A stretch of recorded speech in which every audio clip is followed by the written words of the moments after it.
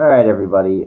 This is, what I'm gonna do this time is This is not good for like video, so I'm going to hold the phone up because I recorded, like as I was walking, my thoughts, and it was really going really well, like my thoughts that I was thinking.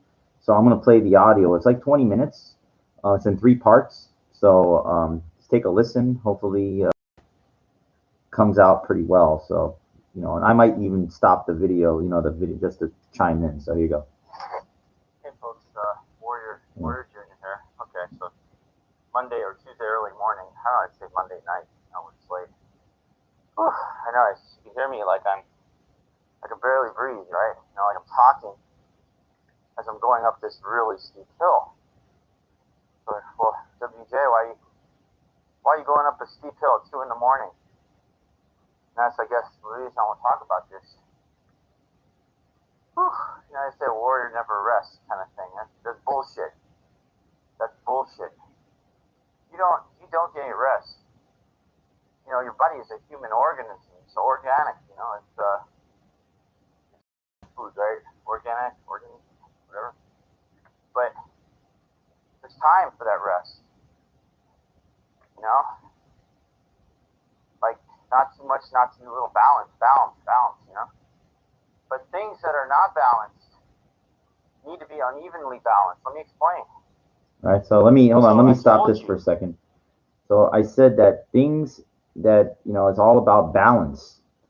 I was going up the hill. This Palm has a pretty steep street. 2 in the morning, and it's like, well, dude, didn't you hit the gym at 6 in the morning? Then you go at night again. It's like obsessive compulsive, and it's like, well, there's a move like that as a move. There's a saying. It's like that obsessed is a word that the lazy used to describe dedicated. I don't know where I got that, but I think it was a magazine or something. But that was kind of cool. And yeah, you could say, hey, man, I when I get into something, I get in. And I noticed before I started walking up that hill towards sunset, there's two guys who are just sitting there, and it's like I thought about this. And I said, man, they used to be like me, just sitting around. The body's meant to be used. The body's got to be used, man. It's like, believe me, you get enough rest. If you're not, especially as you get older, you got to just keep fucking moving. Keep active. That's the thing about it. If you're not going, it's like you're not moving forward. You're going backwards. I'm going through this thing, painfully shy. Hard to meet women, hard to meet women. So, in order to balance it, you have to do the opposite hard. Okay. Extreme. All right. Said if you're shy, being shy, you have to do the opposite, the extreme. Because you're extremely traumatized from not doing approaches. So how do you balance it? You balance it by doing the extreme, like warrior aggressive. That's the balance of it. So warrior, that balances. It balances out the unfair advantage. Yeah. Well, tonight I did do approach. I did approach tonight. Yeah. I saw one that met my qualifications. She met. Yeah. And they fucking went against traffic. Like this Abbey, the club closes, so they go against the traffic. Yeah. Okay. So this chick, she qualified. I saw a qualifier tonight, and so I immediately in, go. Don't think. And I will not hesitate for 1 second. Remember what Triple H said to Hogan, and he went in the ring. It'll be an honor to meet the immortal. He's like not intimidated. He's not scared. He knows. Even though he was in the wrestling, it was already 6 years, but he was already the game. He already beat, you understand, in 2000 when he beat Jericho. He got the belt and everything. It's like the game. I'm the man. He is the man. Married the owner's daughter. Your confidence is who's going to beat you. You're the best. You're the man. It's the game. Move on out. Die like a fool. It doesn't matter. He's amazing. It doesn't matter if somebody's standing next to you. 6'5", 260 solid. And Hogan doesn't matter. the immortal 300 pounds. He's not going to look small. He's not going to look like a nothing, because he worked hard. He's a warrior. I don't know him as a person, but I could tell you that he's a man, like this guy, he's no joke, So hold on, let me, shit. Let's see if we can get back to, oh, okay, hold on. Okay, so you know what? I'll just tell you what happened. So. Oh, okay, so you know what? I apologize for this. We'll find it. We'll get it. Okay, it's on 3. Okay, so let's keep going. Hey, folks, Warrior. Oh wait, on. Hey, So I told you guys know, right? It doesn't matter. So here I go, and she gets to her car. Okay, yeah. She gets to the car. Okay, so I'm running after her. I'm running. She's with a guy. Again, there's a lot of gay people out. It's a Monday night. It's Abby. But again, I don't care. I don't care if he's straight or anything. It doesn't matter. It doesn't matter if he's going to kill me. I don't care. This is the approach. It's in. So I go after, and they're getting in the car. Like, it's amazing. Like, he got in. I was maybe 40 feet away. And now what happened was they crossed the street against traffic. They went against. They went against it. And I know the warrior says go, but that's not smart warrior. Smart warrior waits for the light to change. A normal person, they were a little stupid by what they did, but you know what? I'm not compromising my safety just to try to meet a chick. I mean, it's not. You got to be practical and realistic now. Gets to the car, like guy gets in fast, and it's like I'm like about 20 feet away. I'm trying. She gets in there. I'm trying. I said, I can't let her leave. I have to try. So I managed to get her attention. And I say, and she says something. She goes, hey, she goes, you have a card? I try to joke, not my credit card. Trying. I could tell, like, well, but the guy she's with is really cool. Guy didn't care, yeah. Like, I think it's a gay guy or something, but he wasn't like too defensive. He wasn't overprotective. I was giving them space, everything. Yeah. And the window went up like it was over, but no, she was just trying to get some air. She's closing the door. She put the window down. Gave me attention. Joke, whatever. Yeah. So I'm trying to prolong this now. She goes, you have your card. She asked me for a card. And like she said, I told her I danced on television. A lot of women of color tell me you're on Soul Train, which is true. It's like I use that as ammunition, and it's true. Like a women of color. They relate. They know the show is Soul Train. I danced on there for 2 years. It's not bullshit. So, it's like this girl, fucking hot. Ebony, like, again, I don't discriminate. I regulate, It's off in their minds, they're surprised, like it's true though. Okay, so I told her that, and she mentioned she's in something about music. She's in music or something. It was so that's quick, when I talked about the dancing briefly. Yeah. Now, so I'm trying to keep it going. She goes, all right, well, you got your card, something now the right thing to do, according to warrior mentality, is. Hey, no, I gotta make plans to see you. Not get your number. I want to make plans. Okay, all right. Talk about that. Yeah. It says generic. Give the card because again, they never call. They never try to get a number. No. I want to make plans to see you.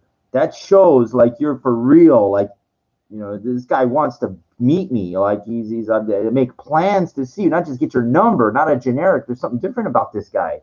Plans to be with you. That shows. Wow, there's a shot. This guy's really stepping up, like he's not fucking around. Yeah. And it didn't come out of me. Like, I didn't know. I thought about it afterwards. It's in my mind. I'm going to say it 100 times in my mind as I'm walking home. I know now. I learned very quickly. And she left. But they left, yeah. And then as I kind of walked off, I guess they were kind of chasing me. Yeah. Yeah. This guy just walking around trying to meet women. Right. Okay, so like then they kind of like, they're not really casing me, but like as they were, they want to see if this guy's just walking around talking to all these women, if he's just a pickup creep or something. No, I casually just walked slow there was no other women anyway, because I don't do so many, it's rare, like this was a good one. This was a qualifier. So, they watched me for like 30 seconds or as they drove off, but like a little bit just to see. It didn't matter anyway. But, see, that's like a con artist or something like that? Yeah. No, I didn't talk to one. I waited. There was not one to talk with anyway. Yeah. That was a qualifier. She qualified. Yeah. Again, there's some that are this one I saw it immediately. Moved right in. And I said, go. Go. In my mind. Go. very proud of that. Yeah. Very proud of that. Now, there's a lot of, you know, we're going to think about this. I'm going to talk about this when I do my YouTube thing. That a lot of, you know, a lot of these people come out of bars drunk and everything like that. Yeah. And I'm just limiting myself. Right. That's why I said 1 to 3 a day. Right. That includes like night and everything. Right. Okay, because you're limiting yourself to nightclubs and everything, and these people, like, I mean, I'm not trying to belittle them, but drunk, so you're gonna be like, they're not gonna be, they're not their normal selves, you know. They're coming out and the party's over, so it's like the aftermath, you know, like and if they had a bad night, you're gonna feel it, you know. So, even if they had a good night, the party's over, and you're like just trying to get something. It's, you know. If that, okay. This is not you going around because, you know, your society's not going to accept that. Right. You know? Society, okay, yeah, society doesn't accept it. If you go around super aggressively trying all these women, you know, day and night, you're going to get into like a serious altercation because you can't run numbers on this. This has to be selective, very, very, very selective, but assertive, you know, when you do. Going to have to, you know, because what's going to happen is you're going to have your spirit broken very early. And so you can't do that. You know, you're going to have to focus. You have to focus. And that focus, the focus comes from within, you know, the thing, not by putting too much in this wrong place. I know these are wrong places. I already mentioned that. You're going to get your spirit broken because if you keep going, it's just these nightclubs, limiting yourself, not trying during the day, not trying to market, not trying to gym, and just at these one selected places. And you get these combative situations, you're going to say, oh, I'm not seeing any success. This is not going to work. And then go back to your old ways. So no. It's very limited. It's very limited when you try. But when you try it, it's all in, you know? The crowd and everything's guys, you know, like it's like the asteroid field. It was ridiculous. Yeah, there's a lot of beyond, people, you know, the asteroid today. You know, the asteroid, again, it could be two things. It could be the guys that get in the way. It just could be they're just physically in the way. They're there. They're taking up space, you know, like of irrelevance to me. Right. Remember, what did he say? Empire Strikes Back. You know, the odds of successfully navigating an asteroid field are approximately 8,326 to 1.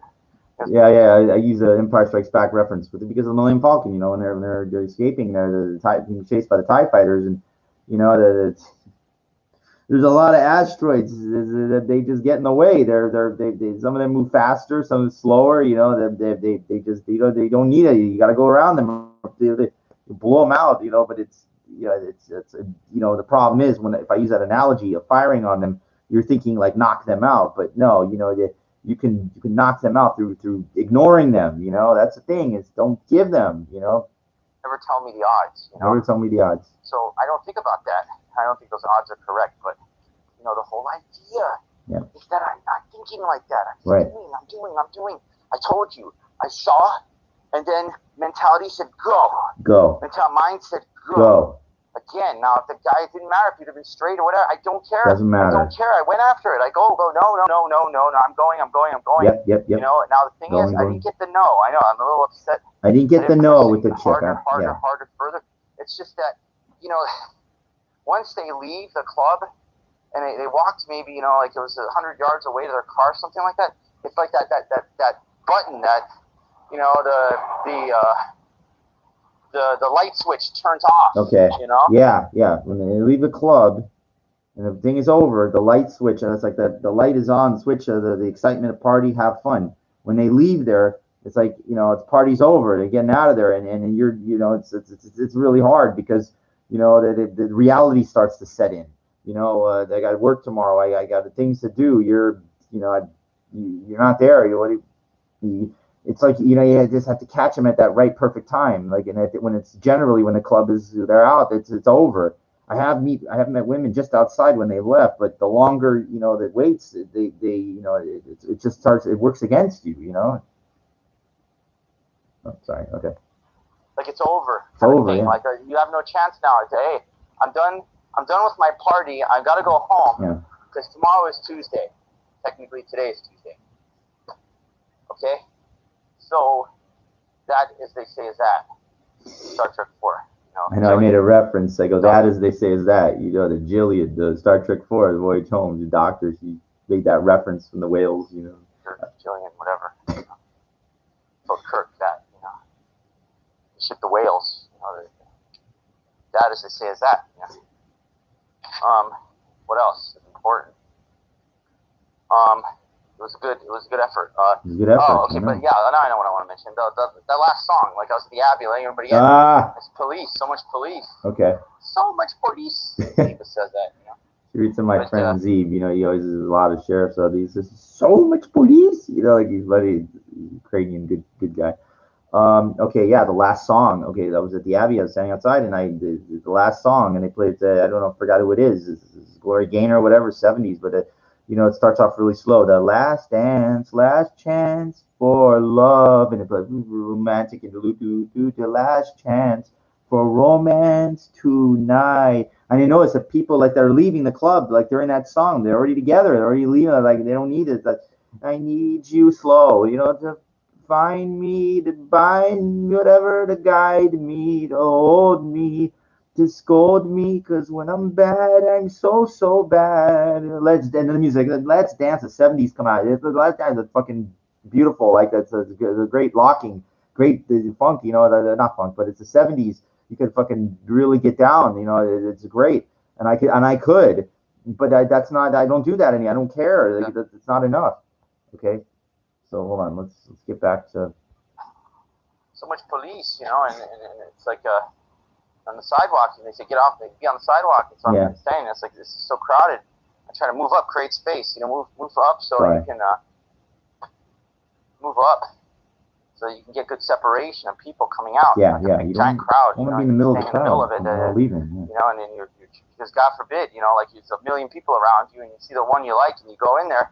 A fist could come flying from anywhere. Yeah. Okay, you know, there's all these people. There's a fucking lot of people, and if you see one in the middle, and you're in the middle of all of it, and you go and you try to approach, a fist could come flying out of left field. You know, like you got to create a little separation and wait till like it starts. You know, so that you can talk. You know, it's not around a million people. Like you got to try to put something going your way. The odds in your favor. It's you know, like walking into Amazon with the man-eating plants, you know. Walking by Equinox on Sunset right now. Yeah, I made it a relative, you know. Think about this, you're like in Amazon or something. The man-eating plants, you know, they're coming out, you know, and you got like machete. Hey, get away, you know.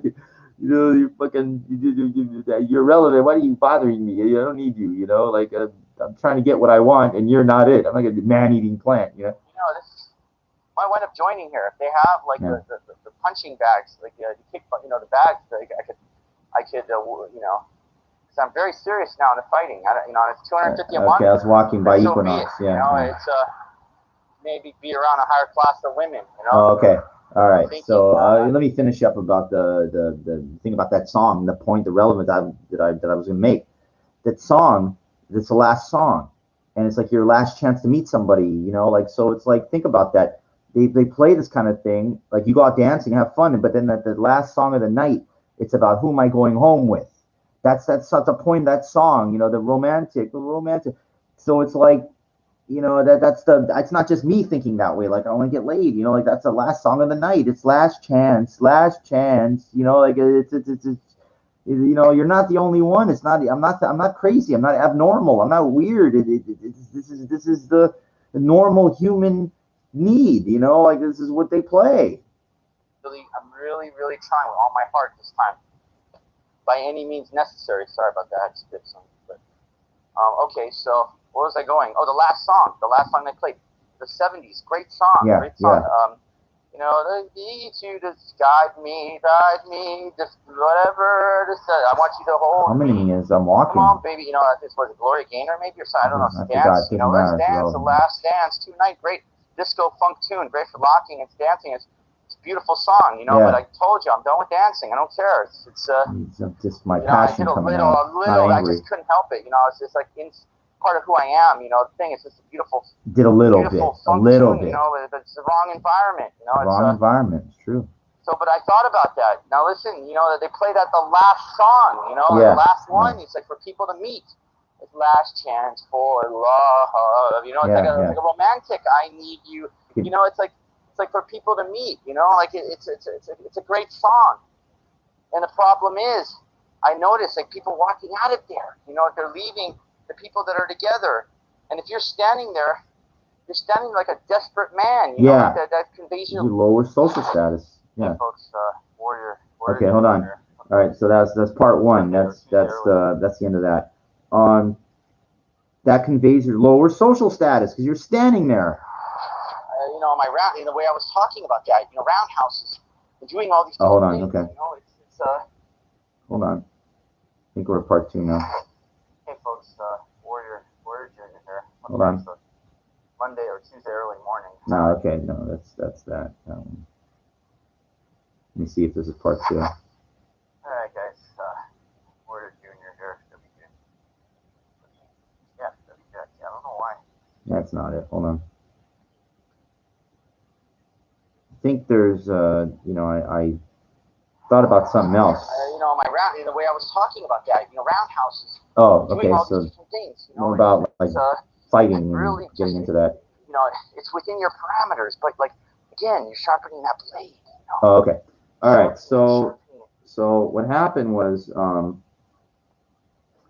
know, then I walked by like Equinox and I started thinking to myself, you know, because of the altercation earlier at Crunch, and I was saying to myself, you know, I know it's expensive, and I think they have heavy bags in there. I remember going in there one time. It's like this fucking gorgeous woman, you know, women.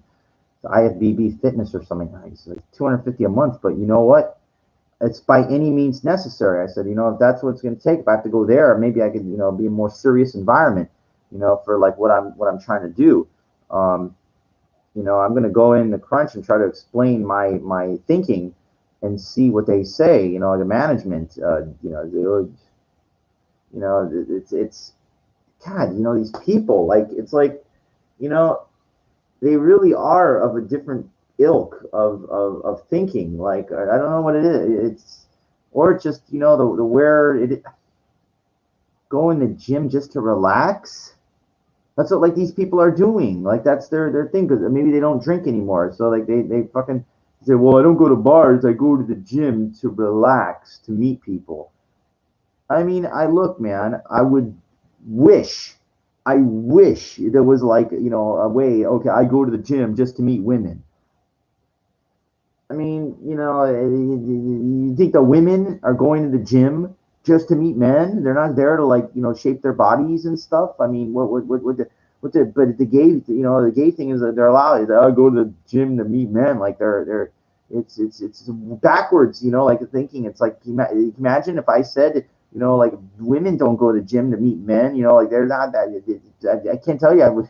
That's all, folks. You know, I've been going to the gym for fucking eons. I like it. Eons feels like it, and I never meet anybody. I try, you know, like it doesn't matter.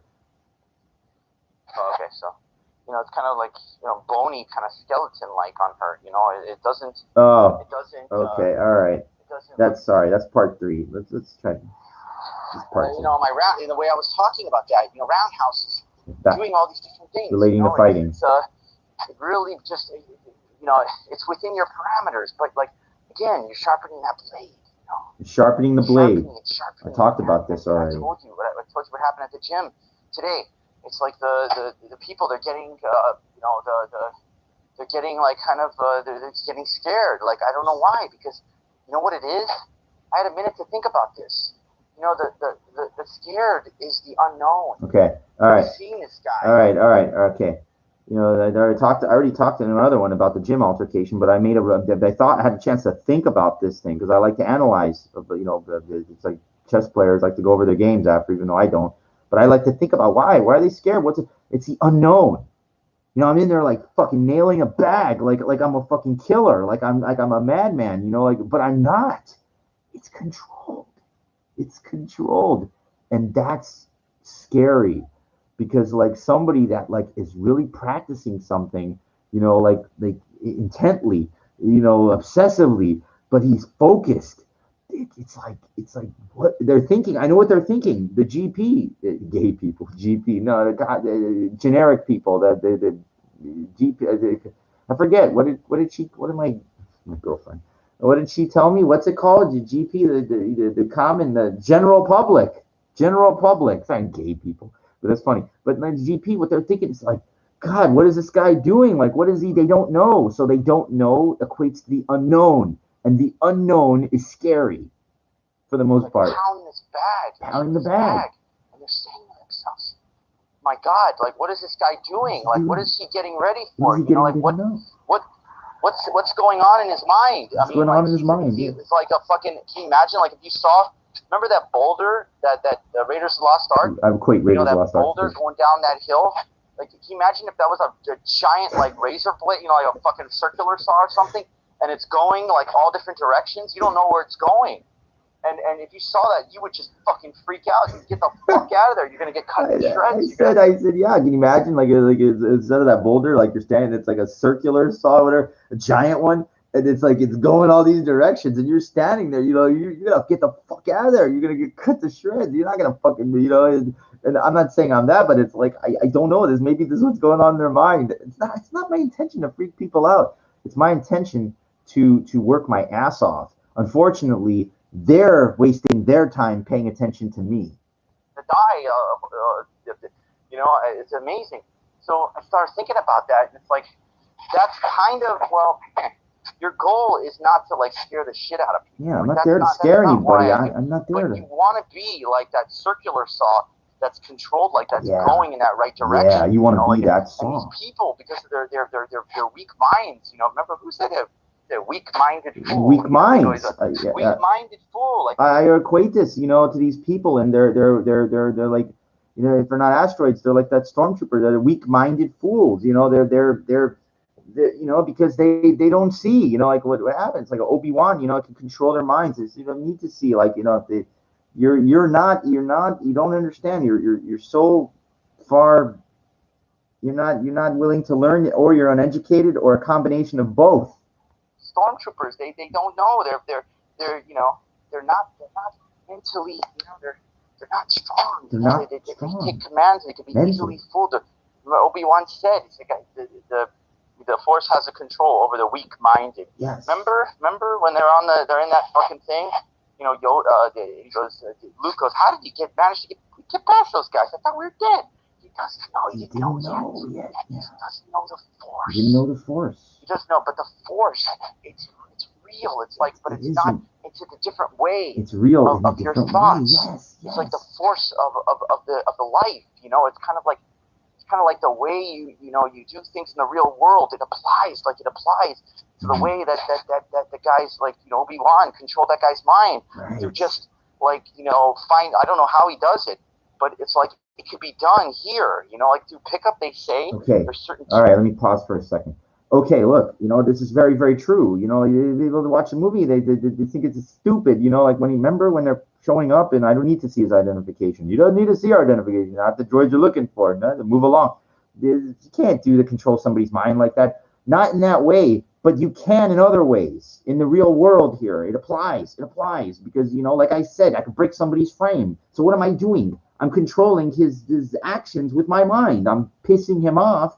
Doesn't do anything for me, but I'm telling you, it's like the Force, there's a real, well, no, you're pissing somebody off, your communication. It doesn't matter. It doesn't matter. It's like just one small example of what's possible in the real world. People think it's a movie, but you don't understand how the Force applies to life. Like it's an amazing, they're watching me and they're getting scared. Why are they scared? Why? That's what the guy in the gym, the manager came out. They're not manager, the guy working behind the counter. He came up to me, and goes, you're scaring you're scaring these people.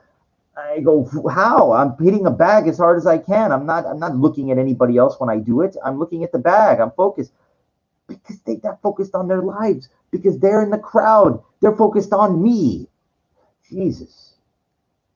See that? That's my fist. You see that. Part of wearing out the knuckle, from the. But it's okay. Key words that's used that trigger a woman, like yeah. You start to think a second. Okay, now I get back into talking about women again. I heard there's these key words that you need to learn. It's just the seduction coaching. You could get their attention. Like that. That's what's important now. Again, you got to get off these asteroids, get off these people like that. That there's tons and tons and tons and tons and tons of them. They're getting in the way wherever you go. Whether it's for your training, it's whether from you're trying to pick up. They're there. They're the crowd. Unfortunately, we cannot, unless you are of one of higher social status, You know, and they have barriers like when they do when they're Academy Awards. You know, you can't go. You're not allowed. It's only for the people that are nominated or invitees, the select group. Unless you get into that kind of thing, you know, you have to deal with these idiots everywhere you go. They're triggered by a certain thing, like a connection. I noticed. I'll tell you a quick story. Okay. Okay. Triggered by. Like there was a couple weeks ago. Triggered by a connection. Okay. Let's give you an example. This is a story about what happened when maybe I can just tell you. I don't even have to play this, you know, to go over this. And actually, I think I know what I say even after this. Well, let me just play it. You know, it's from Rocco's. And like the club's let out, it was by Rocco's or something like that. I'll never forget this. This Rocco's. Not long ago. Yeah. And the gays are all dancing on the sidewalk outside. They're all like, you know, by the corner. And there was one, you know. It's kind of rare. Okay, there was a big, you know, there was a very, very busty woman. It was huge, and there was a lot of gay people dancing, and like, everybody's looking at her. You know, she's in the middle of everything. I like everybody else. I had to look too. I couldn't. Now it's kind of rare because she had like, oh, you know, it just wasn't my type though. This wasn't my type of like. She had all these tattoos, and everything. It was really bad, and you know, blonde hair was all done up. Tried to see if I recognized her, but I couldn't. Now there's this gay guy that she's with, a big, you know, kind of like fat or something. I didn't care. I didn't care about anything. Now I don't know why. I don't know. I didn't want her, but maybe I just wanted her attention for a second.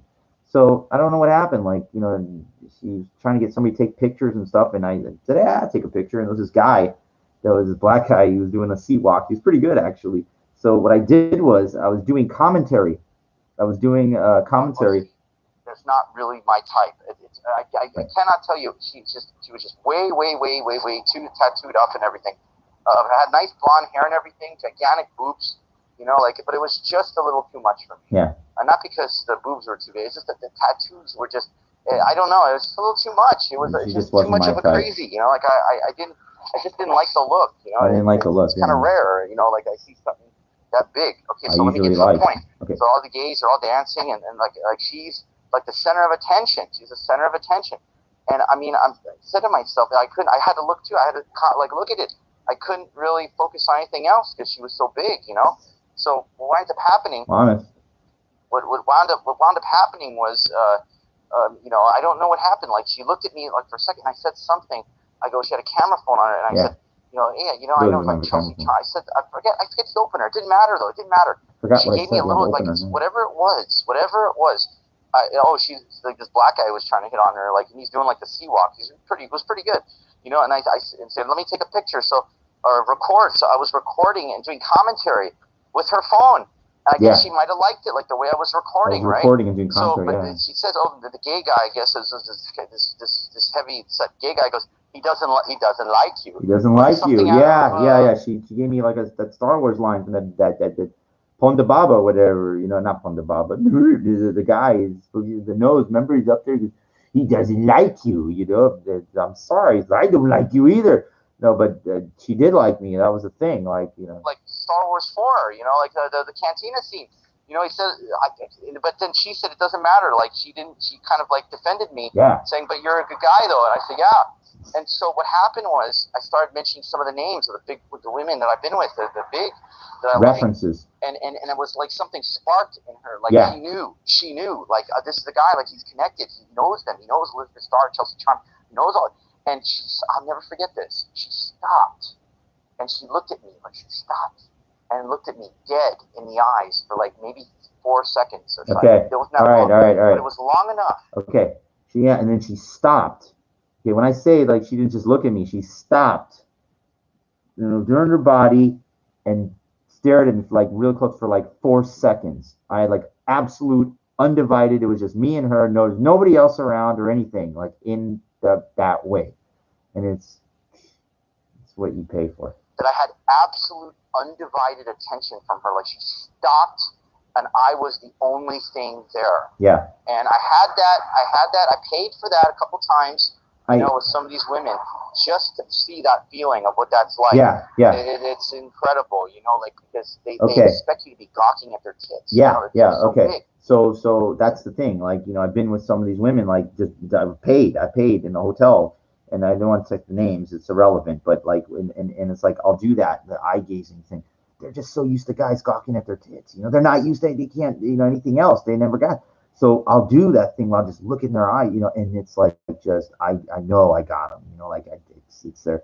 Well, and for some of them, they're so pros. There's so much pro, it doesn't matter, but it's kind of like they're seeing something different in you, like you're doing something different.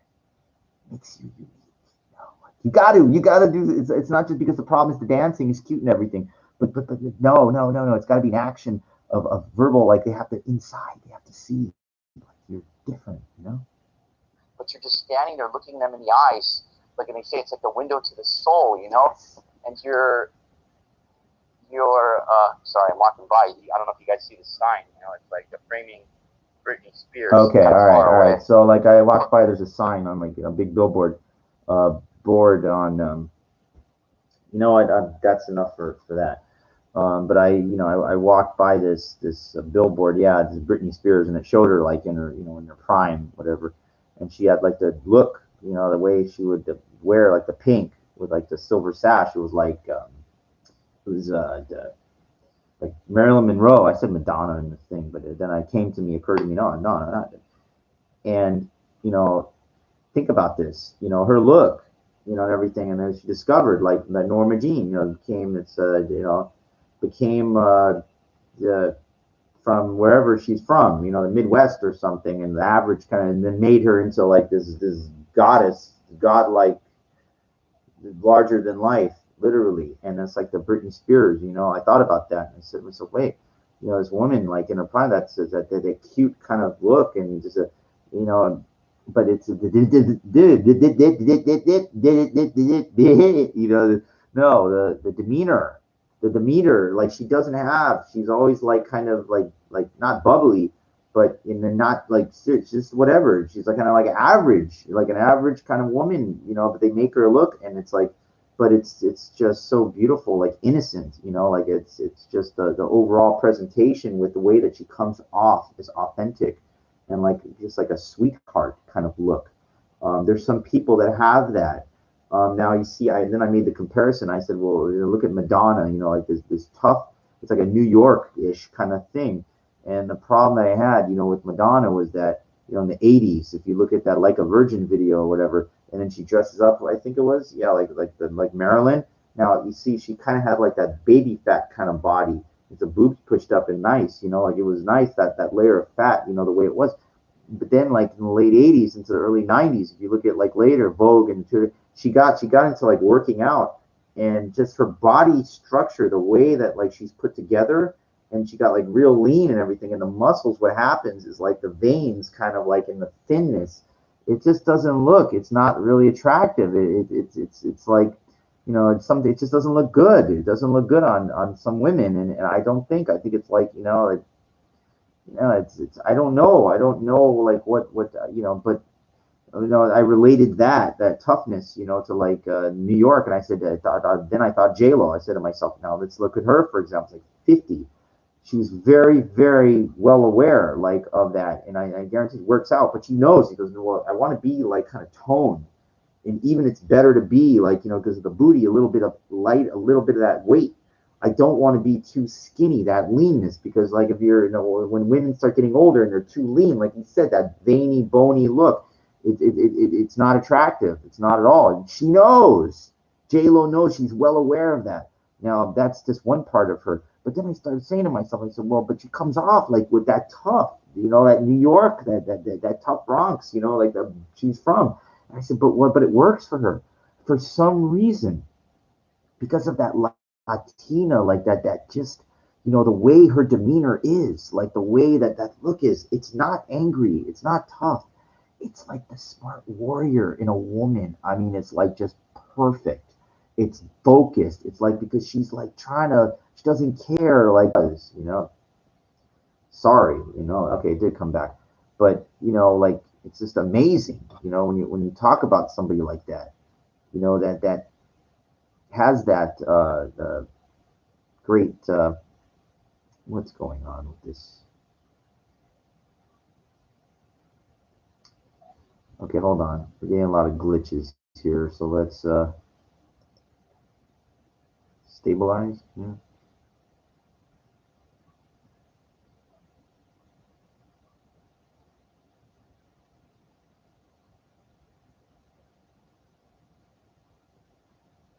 hopefully we can keep going. You know, I was a little concerned there for a second. You know, my computer just like everything starts, you know, look like it was like the Enterprise under attack. You know, like everything starts blinking all at once. All lights are going. I'm like, holy shit!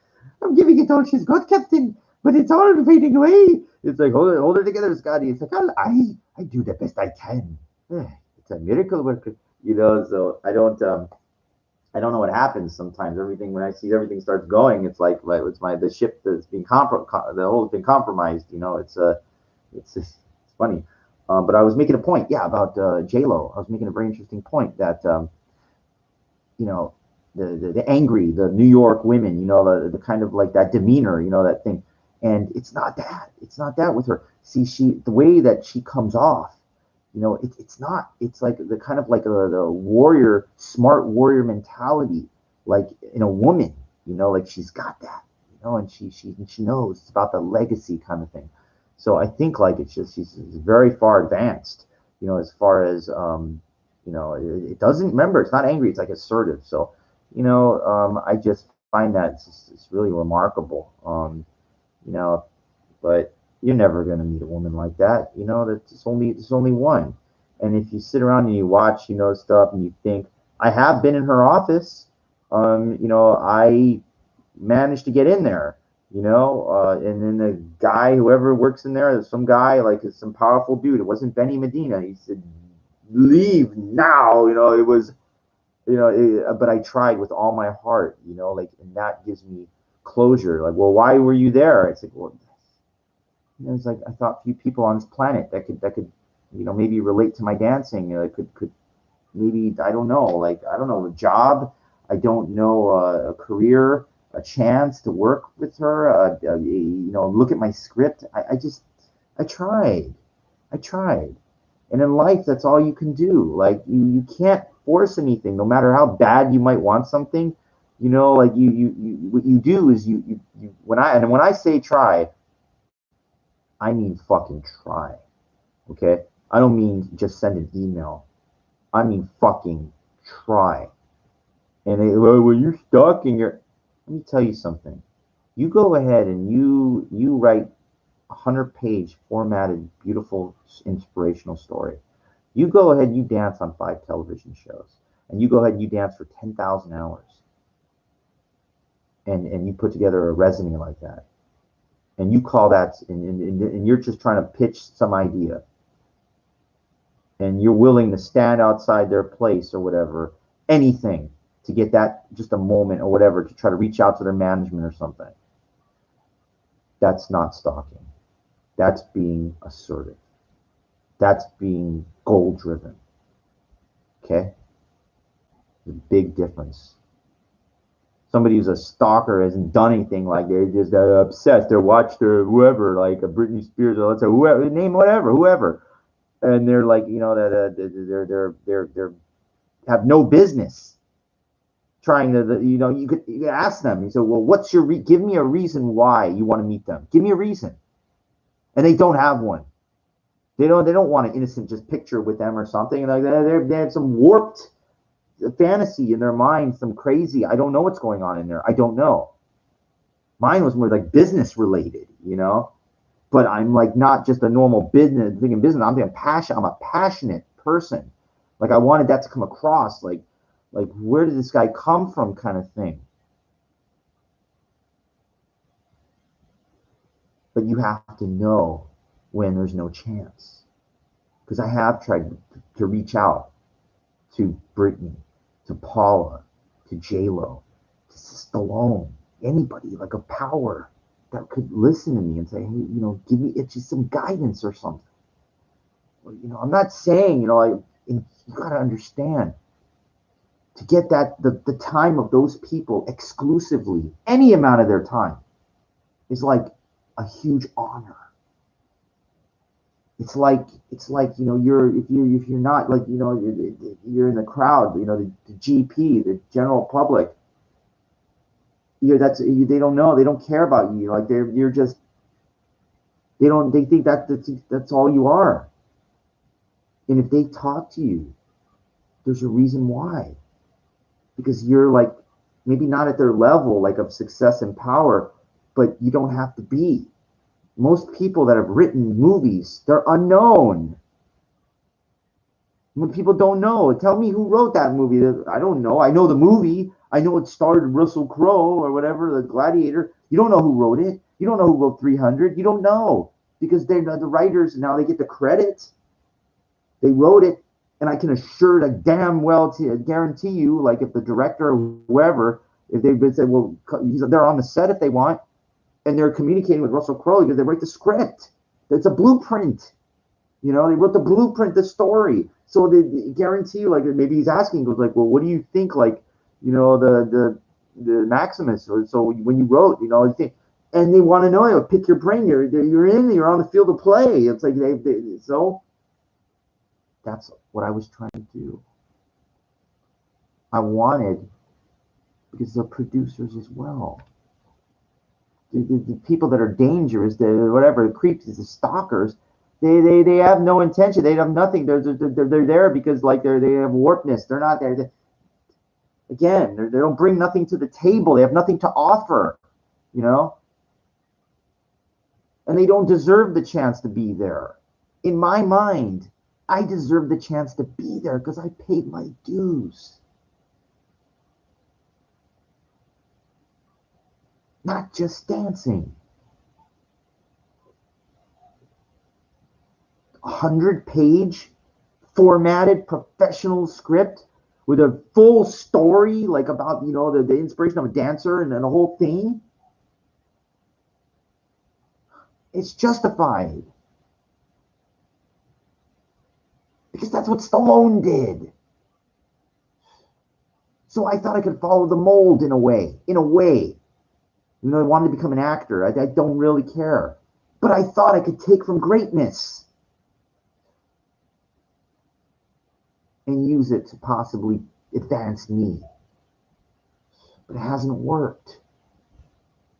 But I'm banking on it. That's not the end of the world. If it doesn't, you know, like the script is every day, it's sitting on my desk, you know, like, what are you doing with it? You don't understand. I have other things that I'm working on. You're gonna take a guy that, you know, like hasn't really done any contact fight like since he was 12 years old, 35 years later, you're gonna get him in first class condition. It's gonna require a shitload of work and a crap load of focus. Because you have to have that confidence. You have to break that mold, that ice that's in my brain that's telling me, Shy, you can't have. Don't do it. That has to be killed. And the only way to kill that, to turn it from this into nothing, is through immense over-the-top work.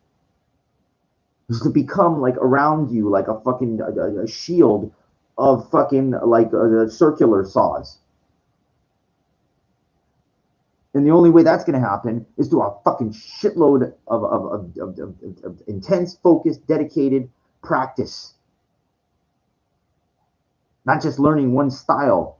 Ruben, my friend Ruben, he's a great guy, but he doesn't understand. He said, take some karate classes. He doesn't understand. That's not it. I told you I equated the disco moves to the one style. Like that song, last song is cute for everything. Did they change after they get the next song? It's going to be something else. And you're not going to do the same thing like to fucking, you know, Dr. Dre or something. No, it has to flow. You know, there's something, you know, you start skipping to that. You know, it's like fucking, you don't have to do the gang signs, but like, you know, they want to, okay, you know, to the G-Funk or whatever. There's a million different ways to dance to a million different songs. And so the whole thing, you don't just take some Shotokan and build some confidence. That's not why I designed, how I came up with the 21st Century Warrior.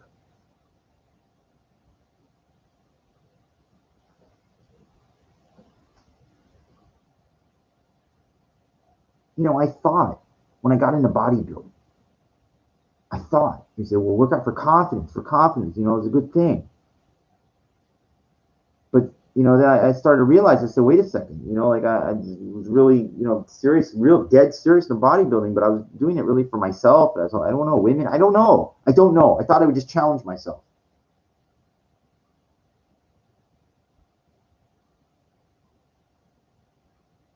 I mean, some dudes start kind of test me sometimes when I was walking around, but I didn't really like get an experience like I did last week,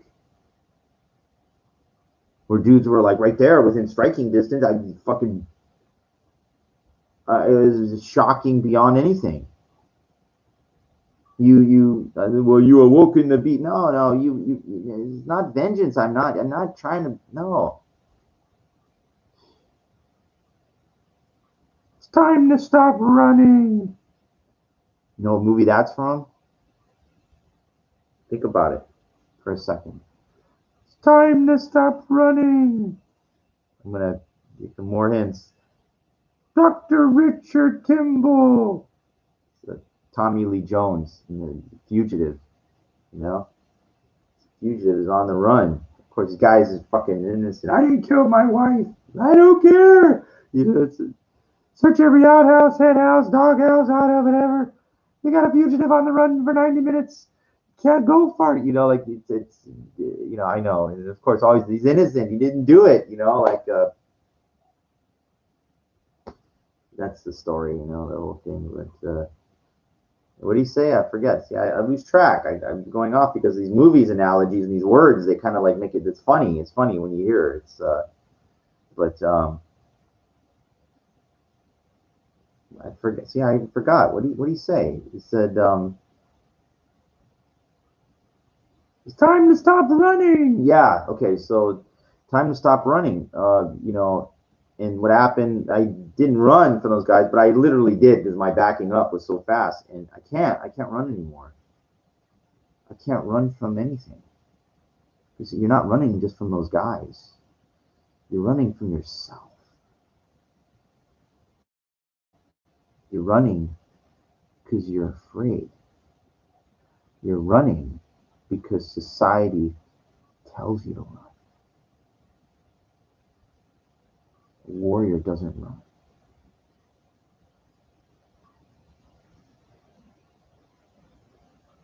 Don't have to like run to the guys when they come in. No. A warrior holds his ground. At the 300, they're not getting through. They know. Because of everything that they did, ever since they could walk. It's amazing. Like they care about their own people. They're not just animals. But may, you know, Holy Habib help you if you try to go in there. Remember, it was like a fucking porcupine thing. That thing with the stink sticking out. You're not getting through. You're not getting through. I don't care who you are. I don't care how many of you there are. You're not getting through. It's like Rambo. Didn't matter how many there are. You're not getting through. Well, you weren't getting through to him. You know, it wasn't like, you know, the whole thing. But he would have killed everybody, you know, because that's what he is.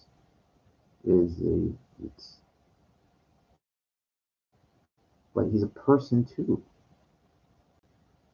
And it wasn't just that he was treated with, it was partially he was treated with disrespect, but they provoked. Like they provoked me. Like, not just through like a couple, like, you don't understand. There's a difference between somebody throwing some comments. I already talked about all this. You can't break my frame because I'm too mentally strong. Because I practiced, I learned so much like over time. Wayne Dyer, I told you, you don't even know who that is. You got to listen to him. You got to listen to this guy.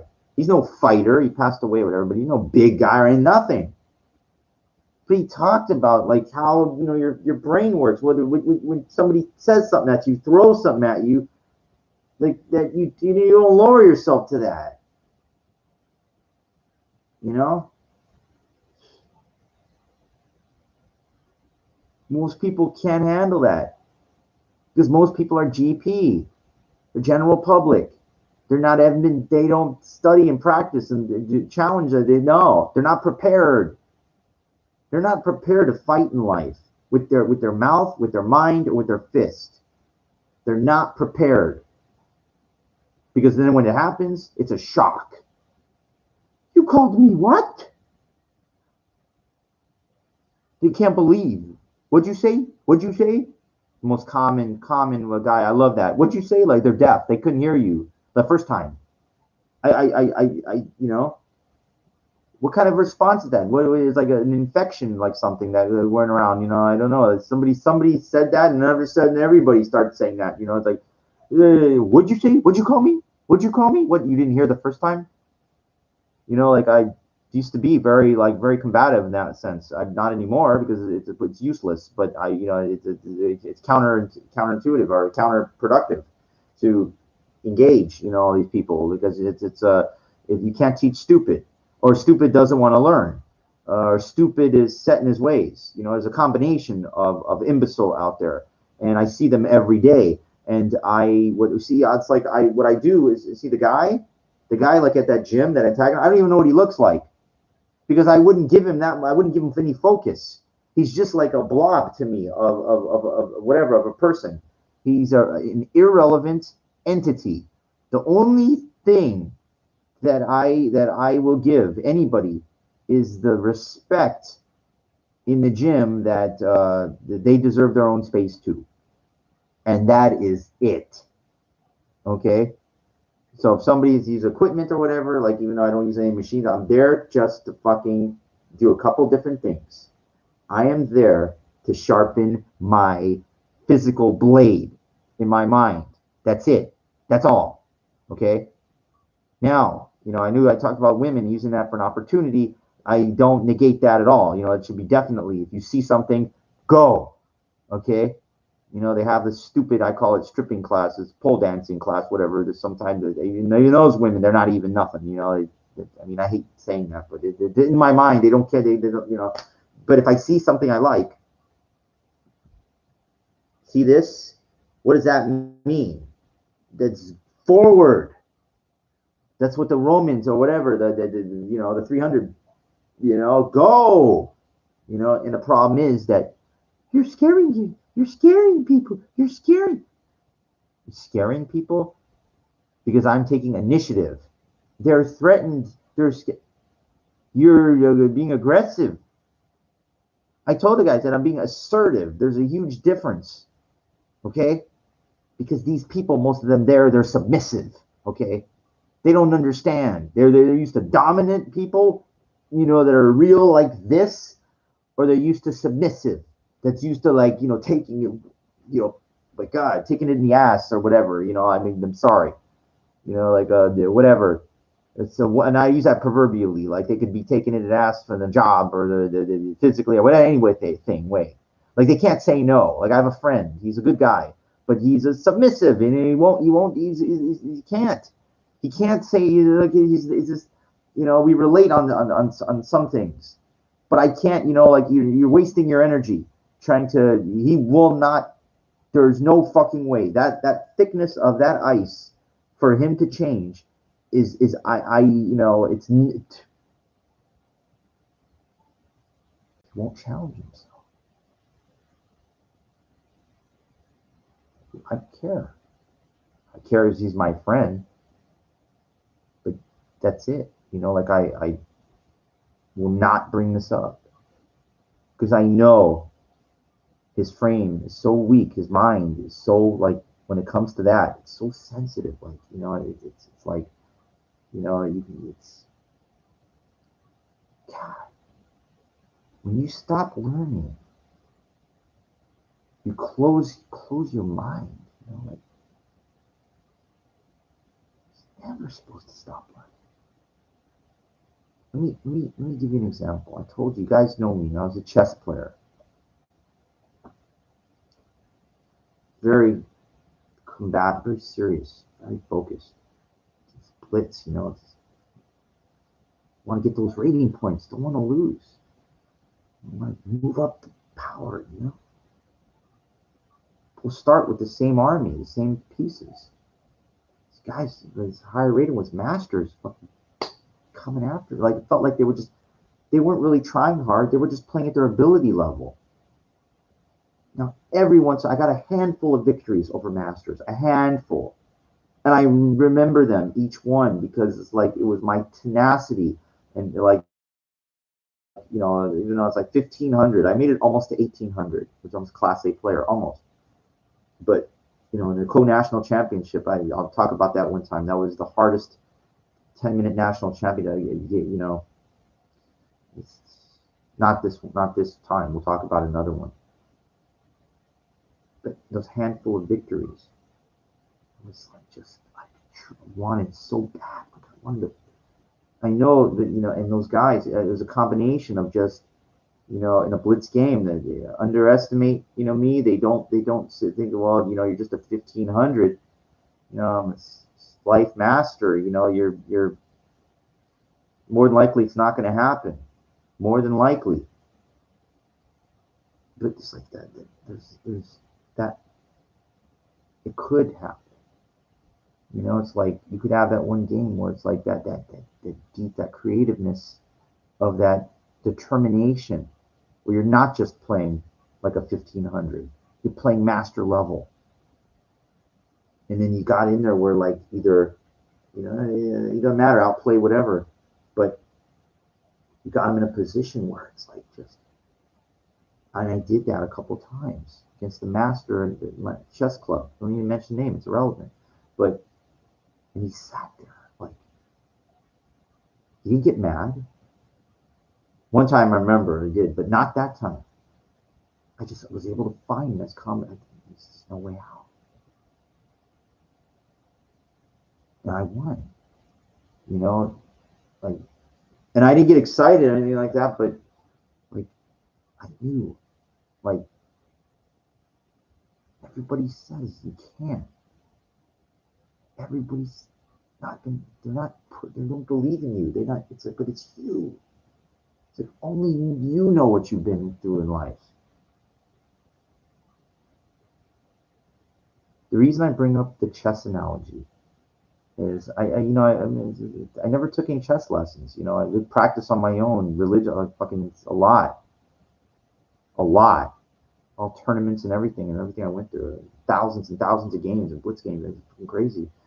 You know, and I got to a point and it's like, well, you know, to be able to get up for me, you know, it's close to Class A and then expert, working the dream of being a master. You're gonna really have to study. You really have to apply yourself. And I wouldn't do it. I just, you know, I waited out, you know, and I said it's not worth it. You know, it's that much work for a 12-year-old kid. Well, a 12-year-old could do it. That's true. Do you know how many 12-year-olds that, you know, play chess and how many of them play tournaments and how many of them are masters? It just keeps going lower, lower, smaller, smaller, smaller, like this many, whatever. And you ask a 12-year-old that is a fucking master, I don't care if 12, 13, 14, 15, whatever, around that age. And they're just going to tell you, it was my whole fucking life up until that point. Because it's for a 12-year-old, you know, the 4 years is in their mind, it's like their whole life that they put in to get that good.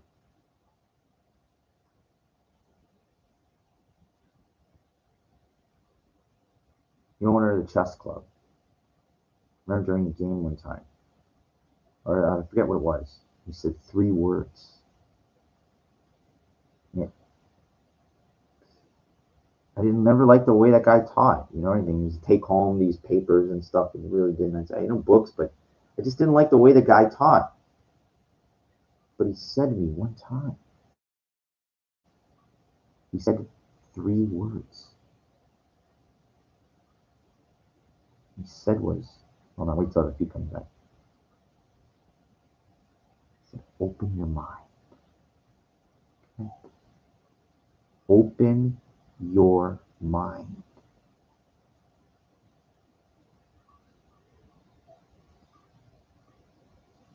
My friend, the ice that thick, like I talk about, the guy, the sub, you know, he's a great guy, but he's submissive, he can't. He won't. that guy at the gym yesterday,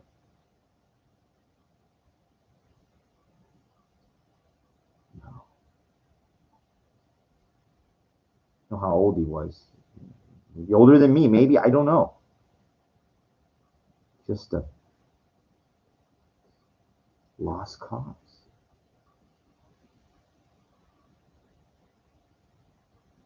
What would you pay to learn from somebody like that that could change you?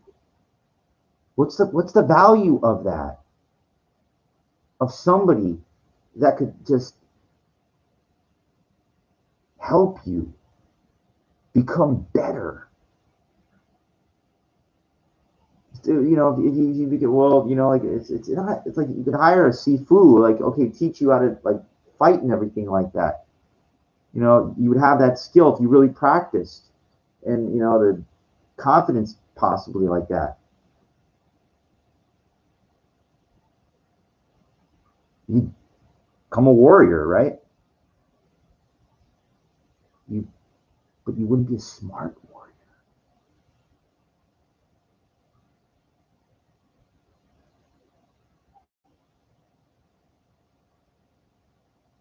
That's the key to everything. It's the balance, but it's balance through being better at those things that are destroying you, that hold you back. The fear, the society telling you can't.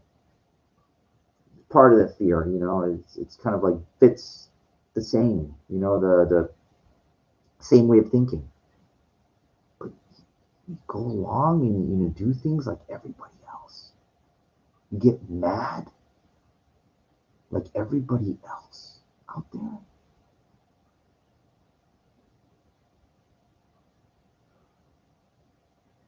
React like everybody else. Why?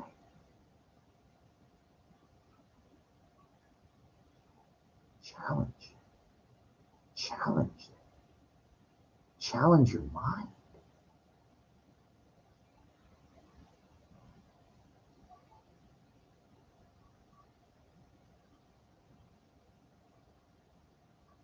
Challenge your mind.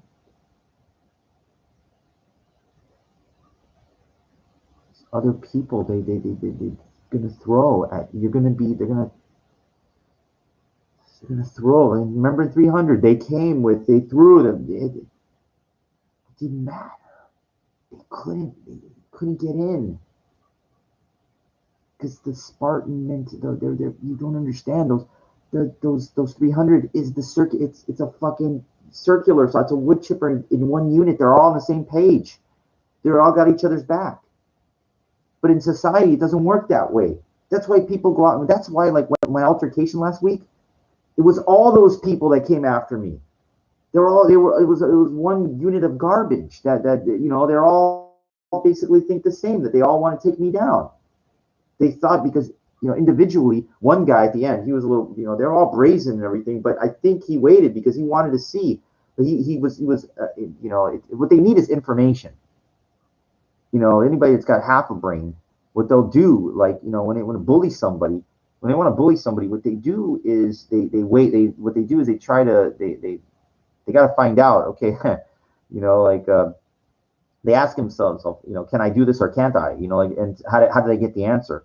You know, they look at you physically, they see, you know, and it doesn't matter, you know, like what, you know, but of course, genetically, if somebody's really big, you know, like you think somebody little is going to go up and bully somebody. No, it's always usually the big bullying the small, or the bigger like the weak. You know, like it's you know, that's what a bully is. It's bully. It's a bull bullying you around is what it is. Now, what happened was, I guess the last guy, he was waiting to get that information. You know, because he was part of this brood of trouble, like, you know, people. And so with the little girl, little woman, and she told that one guy, and he was pretty tall, good size. He came after me first, and then like, he went back, and then the two goons came after me, the two of them, you know. And then I get the last guy. I think like he's, you know, basically he waited, you know, because he said, well, those guys came back here, you know, they didn't, I don't see an ambulance coming, so like it's my turn now to try to, you know, act tough. So So the thing was, like, he got information. Now, Brandon Carter talked about this. He said, when someone comes up to you, he said, give them the death stare, and don't say a word, because the words are information. So, like, the more I'm going to kick. So when you start talking back, if somebody challenges you, okay, it says you're of this, you're of that, and you just stand there and look at them like this.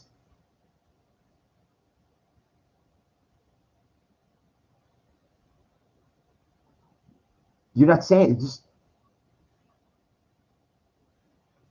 there's no information coming in. They're trying to get they in remind you, fucking kick you fucking ass, man. I'll kick. You're just standing there like this.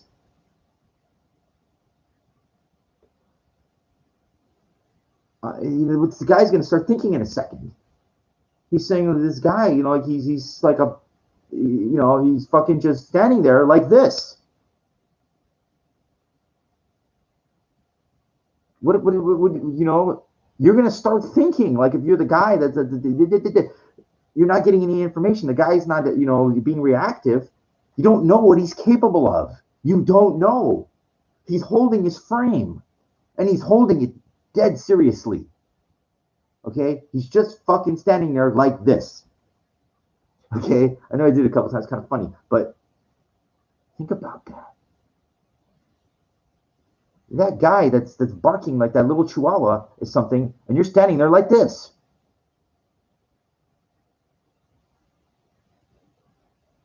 If there's two of them, it's like this.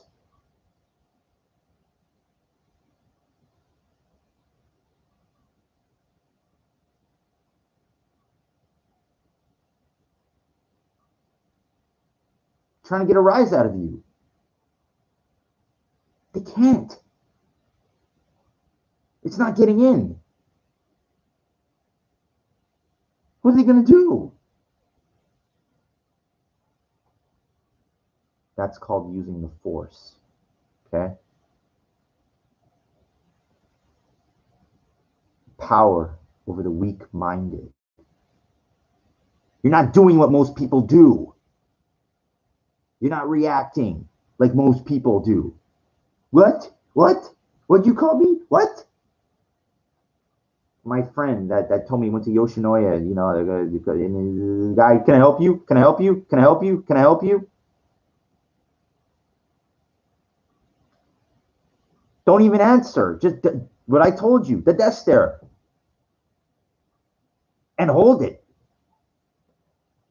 Let him keep wasting his energy. Can I help you? Can I help you? Keep wasting. Keep it, because he's going to get tired.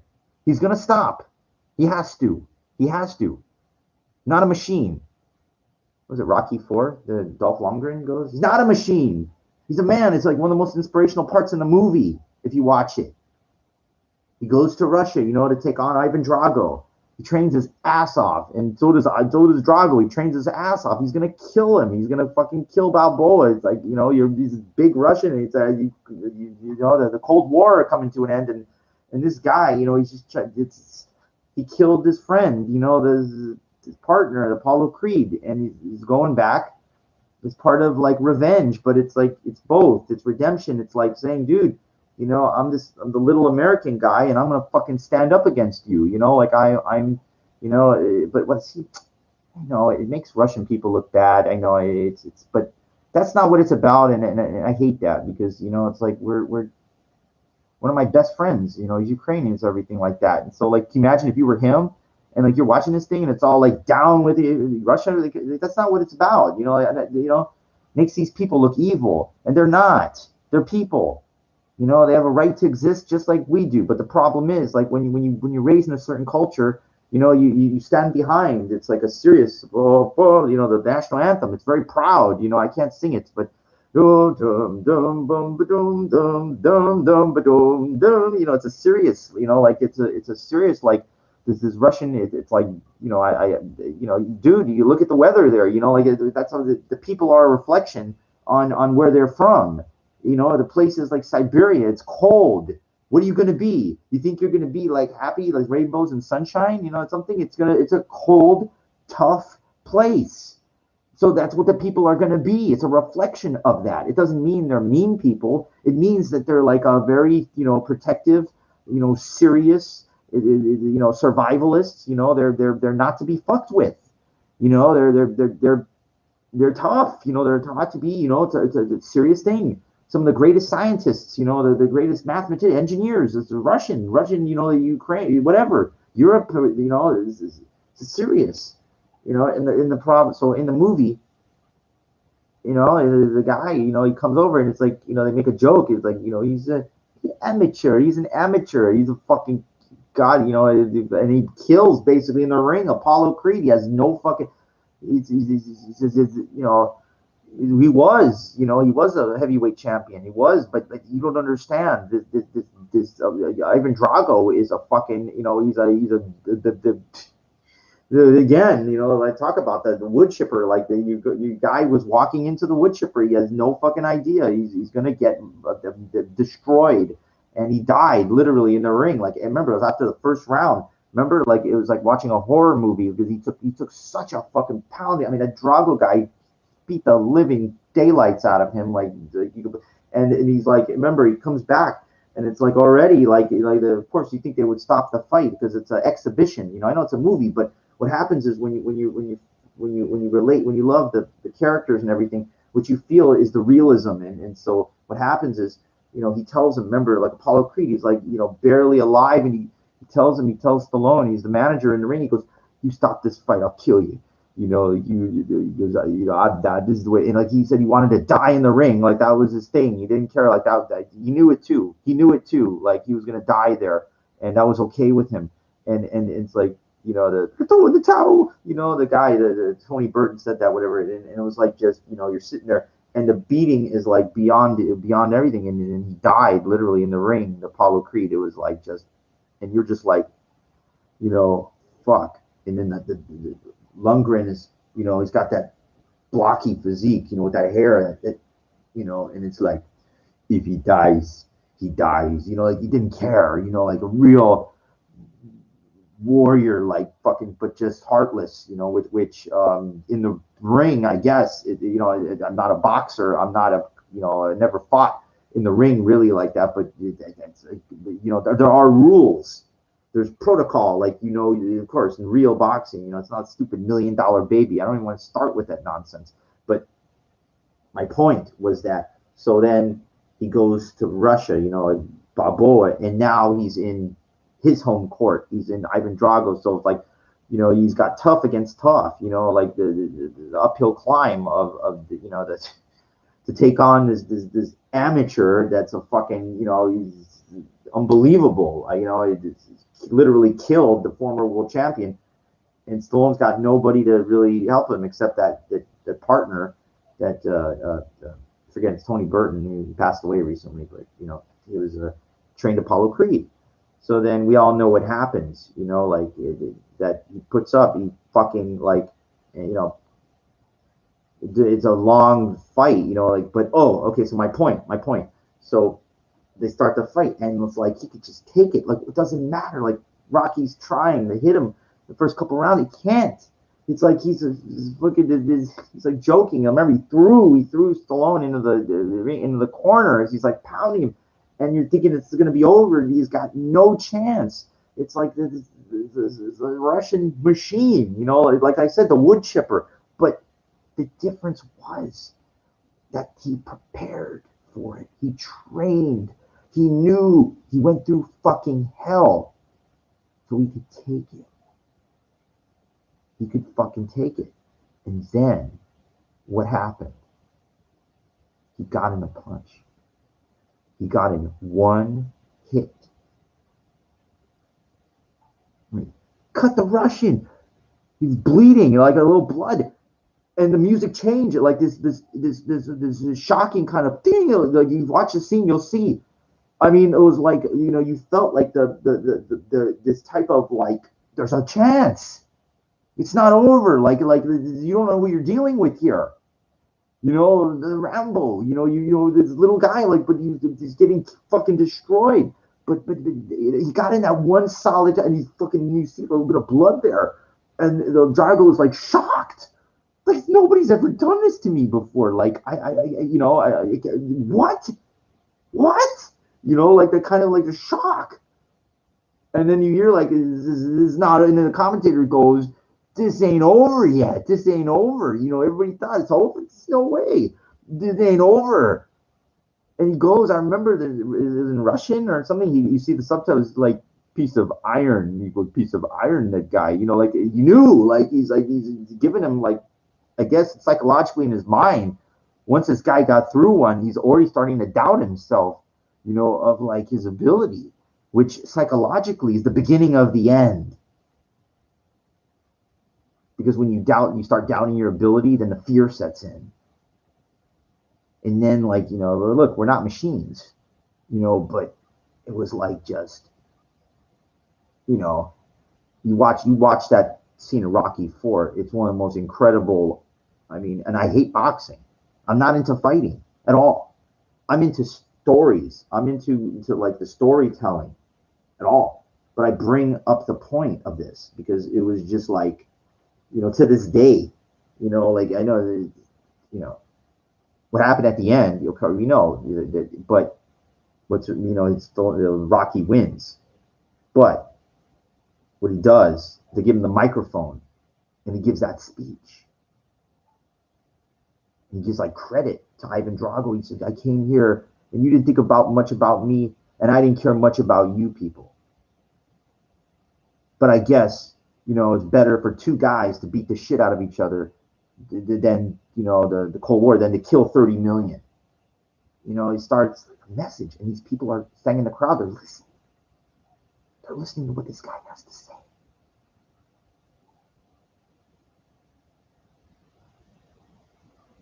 And he goes, if I could change, then you could change. And everybody could change. And everybody started, Russian people start clapping. Because the commentators doing it, the translation in Russian, you could hear it. And everybody stopped. And then like the guy, it was supposed to be like the prime minister or something, like the Gorbachev or whatever. And they're looking at, everybody stands up except him. And they're all looking at him like, what's wrong with you? You know, you know, like, and he gets up.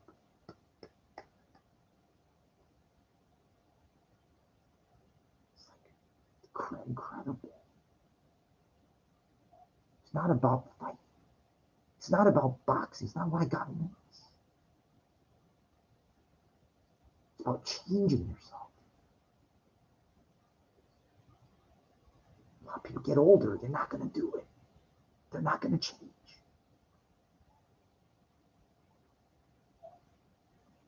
That guy at the gym tried to, you know, he wanted that rise out of me. I didn't give him the death stare. Because I was in the gym. There's a conduct rule in the gym. It says, you know, respect other members, no judgments. Everybody comes from all ability levels, different looks, whatever. I respect that. That's part of being a mature person. Their immaturity is shown without you pointing it out. You don't have to point it out and call them a baby and you're nothing. I know, I'm working on that too. Their immaturity is shown by the way they act. By them calling me crazy. That guy called me crazy and stuff. I don't have to ask him. Doesn't matter. Called me names, whatever. I don't care. They're focused. They're in progress. I'm there to change.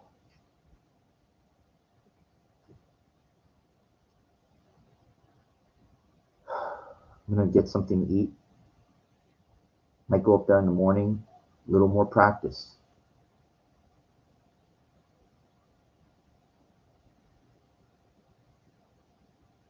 Problem is that people, like, I know I make the movie analogies. I know I talk about, you know, the movie analogies but again, I'm making specific references to things that matter.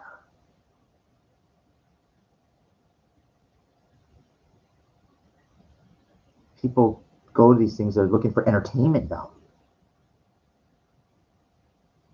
They need to be entertained, stimulated that way. Why? Why? It's mindless entertainment. It's mindless. Most of it is. Why don't you try learning something different? Just try it. I'm watching a special right now, this YouTube thing. They're talking about like some type of spies. There's a MK Ultra, you know, like the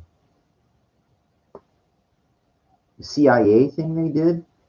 You know, the people that could see you know, I gotta watch the rest of it, but really interesting about these guys that I know they made a movie, Menace, Scarlet Goats and stuff like that, but this is more interesting. It was like a documentary kind of thing about this guy who died, you know, and there's one guy that was still alive from the World War II. And the marker, he said, you don't know who this guy was. And there's a marker there. It's like he didn't put his name. And he was really influential. Like, I got to watch the whole thing so I could see. But they talked about the remote viewing things. And they talked about, like, these guys that could write things down. And it's like, you know, the opening is incredible. It talks about Jimmy Carter talks about, you know, this is I'm not impressed. I can't believe this guy could name the latitude and longitude of this. And this a president said this. You could hear his voice. You know, like it's like, wow, you know, like psychic ability is possible.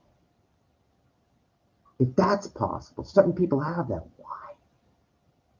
Well, they're special. Well, why? Aren't you curious?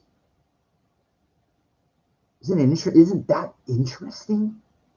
That's not mindless entertainment. That's like not, you know, most people, they're not going to want to know of why or anything, of why of anything.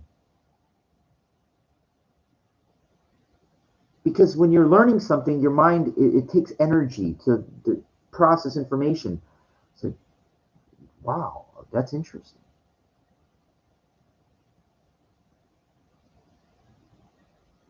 I'm not going to even, I can't start with 9/11. I can't.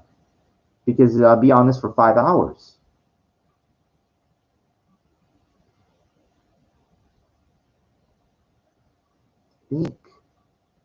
Think. What happened on 9/11? You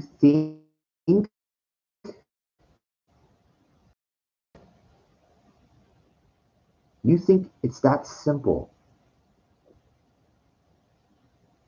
You don't think that everything that happens, even an earthquake, there's not like scientists that can pretty much tell you there's a very good chance this is going to happen on this fault line, because we have the map, like the topography, the you know, and we know the seismic reader. We you know, it's inevitable. It's not a matter of if and when, a matter of when. They're smart people. I didn't say they're good people. I don't say their intentions are good. Don't you understand that you don't? How can you understand? How can you understand when the only information that you're getting is from mindless entertainment? Maybe somebody told you something, or whatever the news is going to tell you, whatever you're going to see on there. That's it. You're not going to do research on it. That's hard.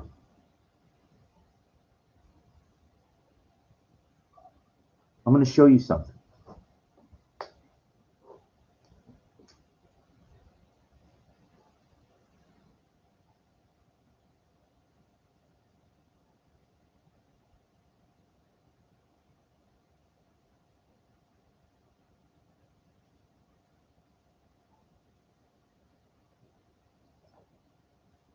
Sorry, I had to go to my great library here for this, okay?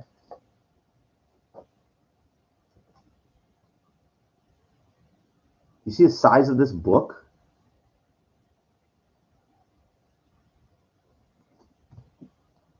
Okay? Now, I'm not saying that this is everything, okay? David Icke, The Trigger. I powered through this. I'm not saying this is absolutely 100% accurate to what happened. It's a good perspective, though.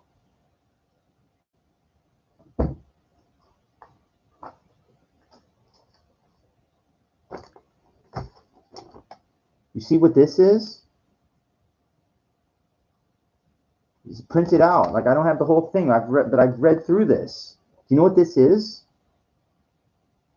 Structural, structural reevaluation, the collapse of World Trade Center 7, a final report.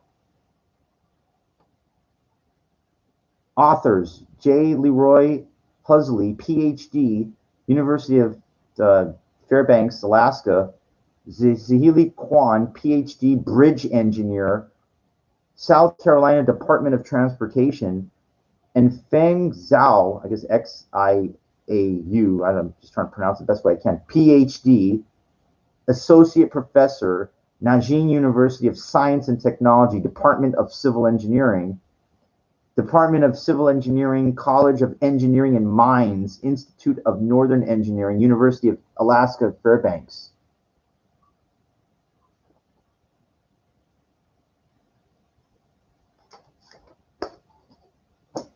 It's like one thing. How much do you think they're going to tell you on the news?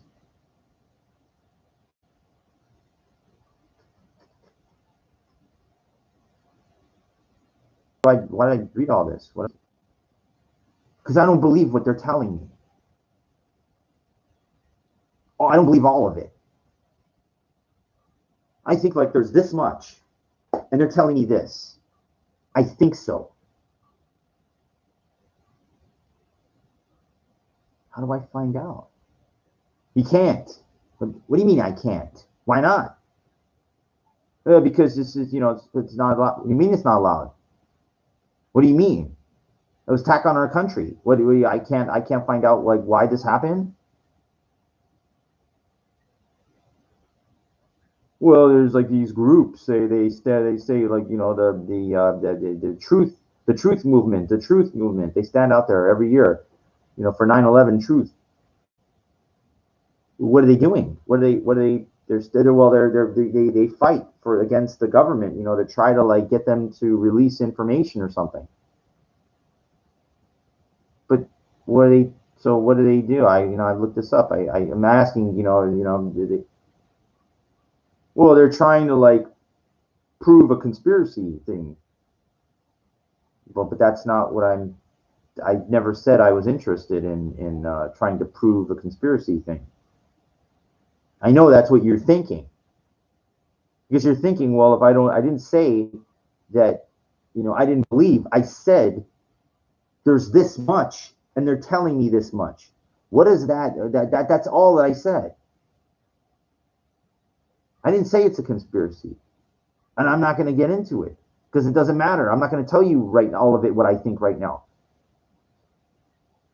You want to know? Then you have to read and learn a lot.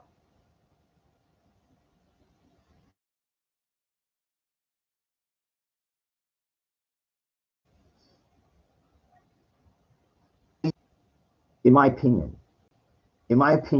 everything is like scripted. Everything happens for a reason, and it doesn't happen by accident. What are you saying? What are you saying? Like he's a conspiracy? What are you saying? Doesn't matter. I'm not trying to push anything. I just like to learn. I'm fascinated by some things.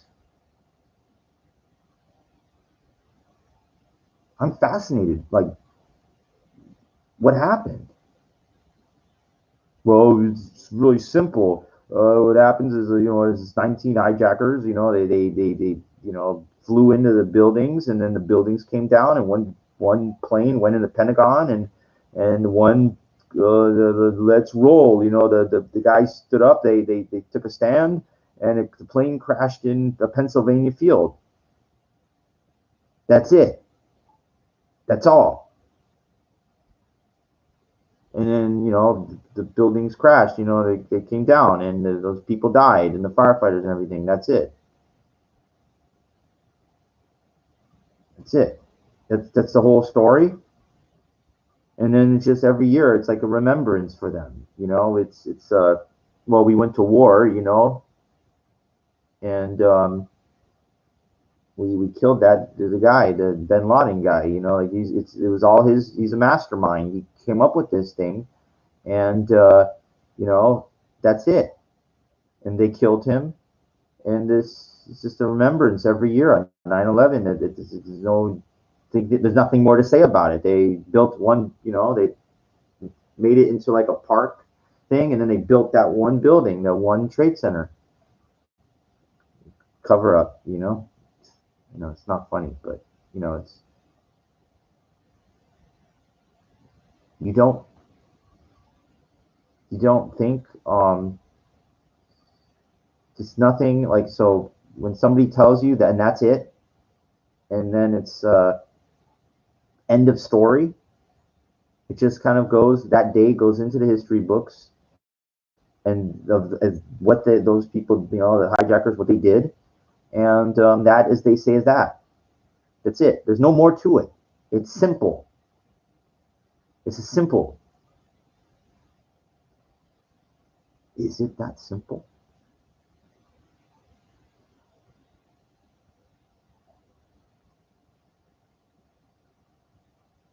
Well, the cockpits, they're all open. They're telling me simultaneously around the same times, or that day that those hijackers were able to get in the cockpits, and execute like the mission, like their goal flawlessly.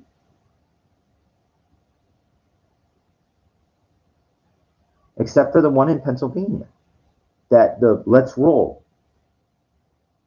The guys that stood up, the people, like they said, no, we got to like kill these hijackers, and that's they're not going to crash in the White House. There's no way. We have to stop them.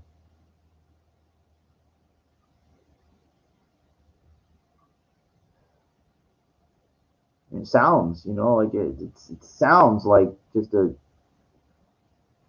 really like these heroes, they stood up, and that it makes it. Is that really what happened? Well, the plane crashed there in Pennsylvania Field, and there's there was like a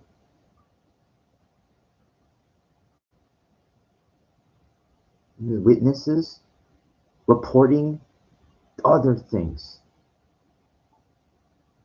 That there was like a pile of garbage in that space where there was supposed to be a plane.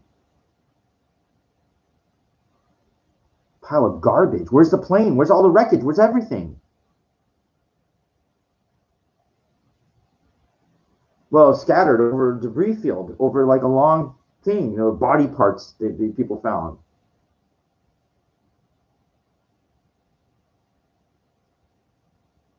What's, but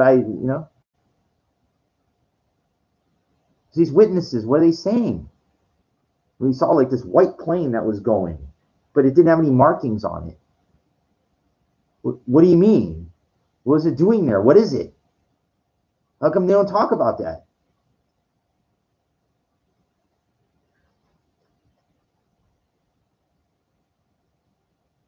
It's not implied. Not to be implied as a conspiracy theory. It's to be implied like there's people that are saying they saw things and things happened that are just didn't get any attention. Because you're being told this much, and there's this much out there.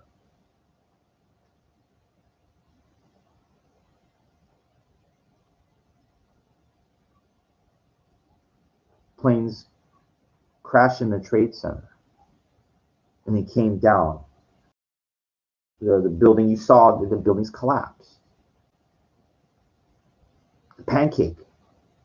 So the firefighters, some of them were saying, boom, boom, boom, boom, boom, boom, boom. It's a detonation or something.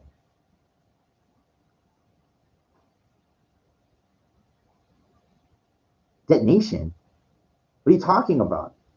A detonation is caused by explosives. What are you saying?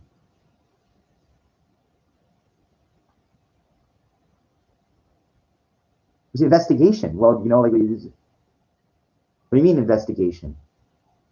Well, you know, at a crime scene, you have to, like, you know, whatever it is, everything that's around, it has to be, you know, it's all evidence. Well, you know, the truck came in and they take all this stuff. A truck came in and take all this stuff. Where'd it go? Well, they took all this, like, you know, the you know, iron and whatever, whatever's left, it because it was, you know, it was came down. It was a pile. It was not that much there. Whatever was there. Those giant buildings came down, and all that stuff, the rubble and whatever. And the trucks came and take all the rubble. And they said we got to take the rubble to to a recycling plant in New Jersey. Wait a second, you're talking about like one of the worst terrorist attacks in American history on land. It was the worst, and all that evidence, you're getting rid of it fast. You're taking it to a recycling center in New Jersey, and it's being shipped to China.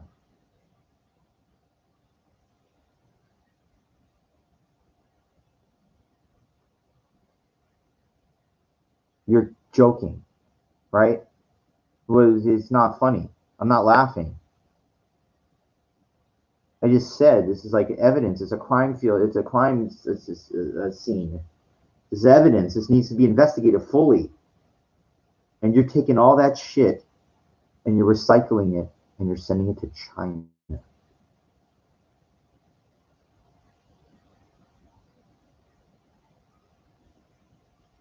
I didn't hear that on the news.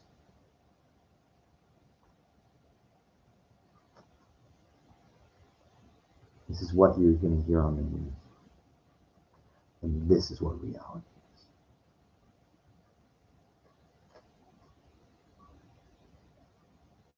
There's video footage of FBI agents moving evidence that morning. After the plane, one, I forget which one, I don't know, 93 or whatever. Don't even get me started. I didn't even start on the Pentagon yet. I haven't even get there yet. I'm talking about the towers.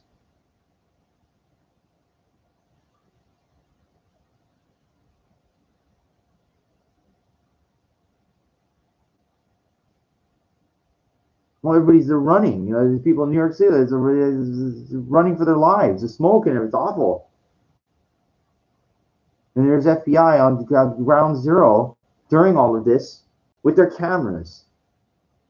They didn't have back then, 20 years. They didn't have cell phones, you know, things like that. They really didn't. It wasn't. They had regular cameras to take pictures with. And they're whatever they can grab with their hands, they were taking it away, or they were moving it away. I saw it myself. It's on regular news. It's documented. That they didn't. It's not deleted. It's that you can see. That's fact. Taking parts of planes, moving it to another place so they could take a picture of it there. That's not where it was. It's there. You're moving evidence. You're not supposed to do that in a crime scene. You're not moving anything, touching anything. It's supposed to be roped off.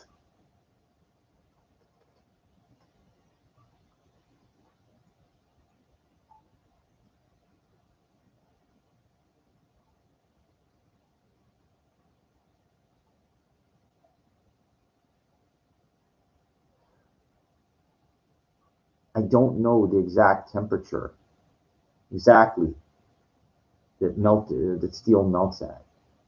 I don't know. I forgot. Is it 1800 degrees or whatever? It's the number is actually it's irrelevant. Documented reports of molten steel within like a month after those buildings came down that they We're still fighting there. Say that steel doesn't burn it. I think what is it? The temperature of jet fuel, even at its hottest, it's not even close. Then the argument is made that thermite would cause, a thermite set up detonation. The use of thermite explosives could keep the temperature of the steel beyond that point to molten level. Again, I'm not implying conspiracy theory, but I question the narrative. I'm just talking about physics, because that's the problem. Look, people, it's like, well, if you say something bad against this, then all of a sudden you're against this. And then if you're part of the truth movement, then you're a conspiracy theory believer. You're either one or the other. Or you're a possible scientist, like these people that's here. Or the conspiracy theory guy, like this. Well, make up your mind. What are you? Why do I have to be either? Why can't I just want to learn information? Why can't I be learning? What's wrong with that? I make up my own mind what I think about. Maybe both, they're all wrong. They could be both wrong. Is that possible too? I don't know. But I want to learn.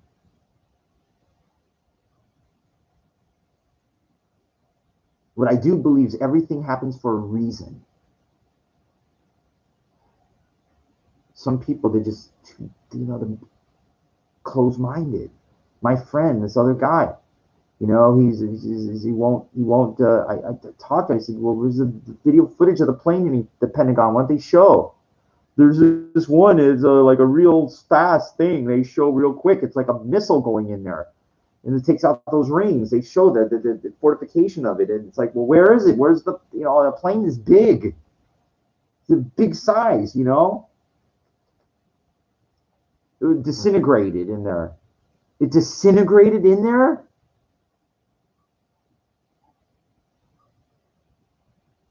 You believe that? A plane disintegrated.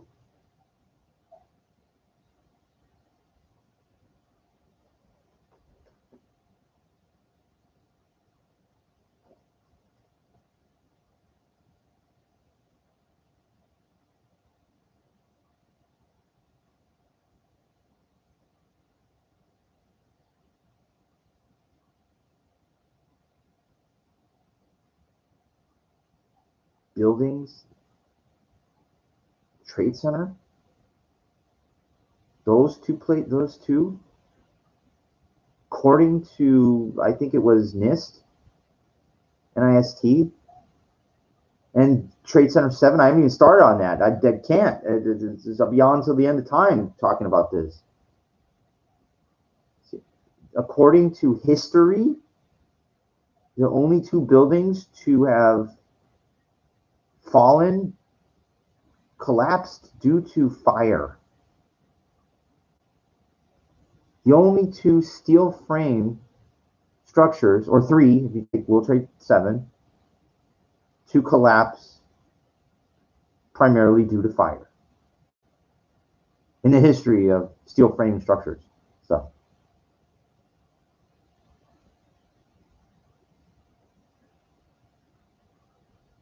well, planes have never hit buildings before. The jet fuel and everything.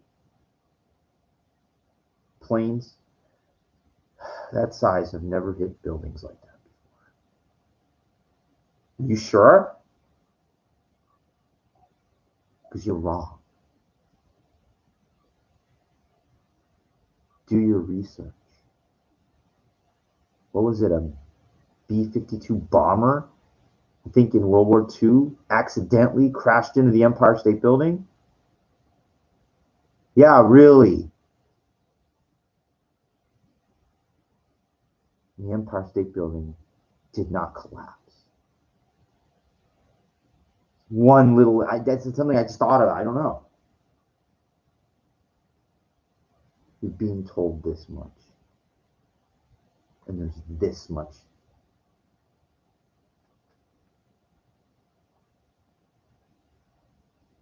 And that much is what they want you to know. They're not hiding it from you.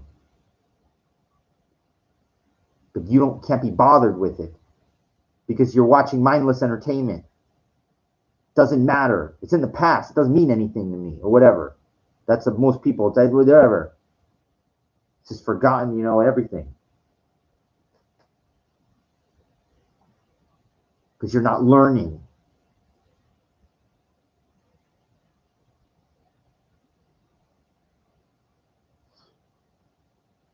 Now, all the things that I've mentioned is like what I told you is like this much of this.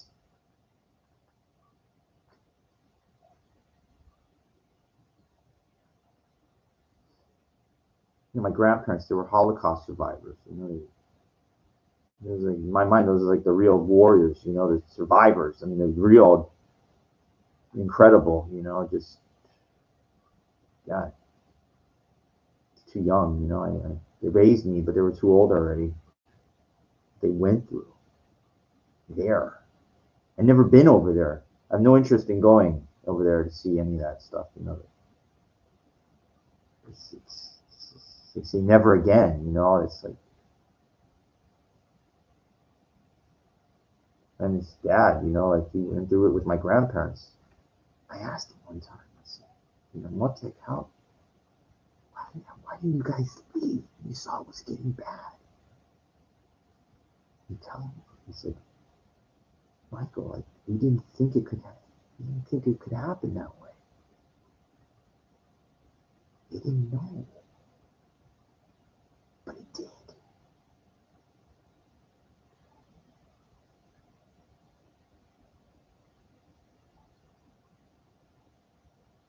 But he, you know, took over the world. It wasn't for the Allied people, Allied forces, all teaming up and working together to dethrone the Axis powers of evil.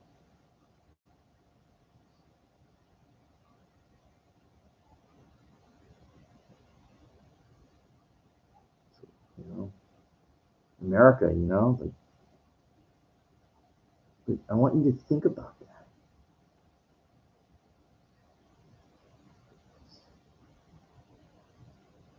Think about that.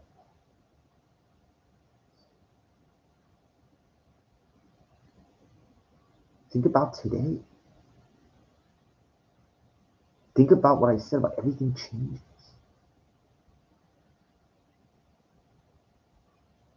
I didn't say we're turning into that.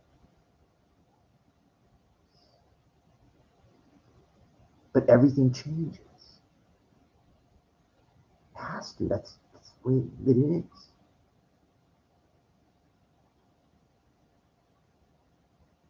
Well, scientists were brought here. Engineers. Was it Werner von Braun? Was it? I don't know all their names and everything, but I know they were brought here to America. You know, work on, you know, the whatever, the you know, the atomic testing, Los Alamos. I know, I'm not saying anything that shouldn't be. It's common knowledge.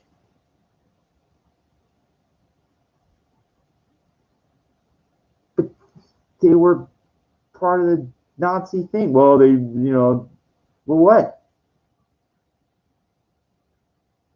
They came here. They were allowed to. They were given like employment in the United States. You know, like chance to build a life. These scientists that worked for Hitler. Huh? So who allows these things? What do you mean?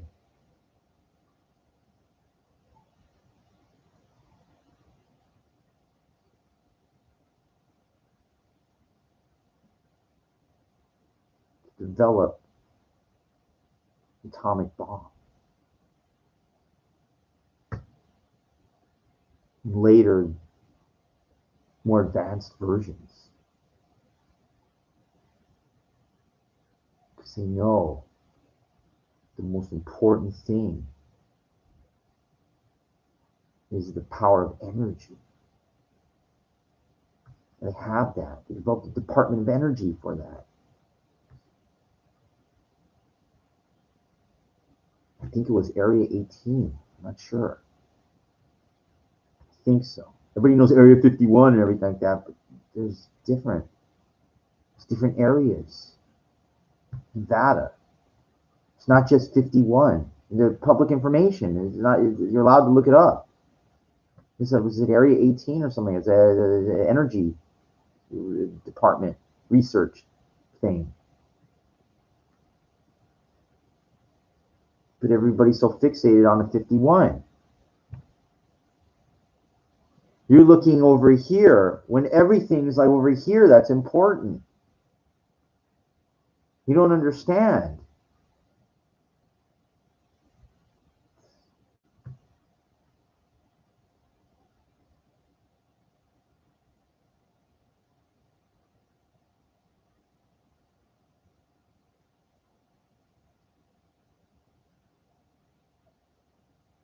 And not because you're stupid,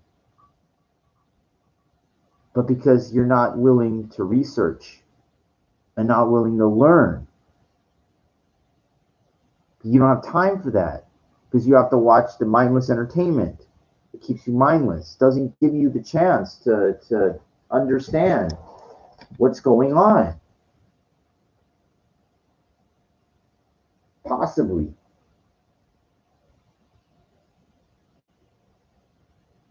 I don't have time to read that. I don't have time to learn about that. That doesn't. But you have time to watch mindless stuff, or whatever. That doesn't teach you nothing. It's not real valuable. That's who cares. I'm not, talking to it. I'm just saying on average. On average, you don't find like, some people say, well, I find history very interesting. So that's why I open up like the history books and stuff. It's like, well, history books. Well, what are you going to see in the history books? Who wrote the history book? What do you mean, who? Well, it's information based on research. Or whose research? Who says? Well, they have editions, and it goes back, it's the same thing, and then they update it when newer events happen and stuff. Can I ask you something? If I open up a history book and they talk about, 9/11, is there going to be anything of this in there?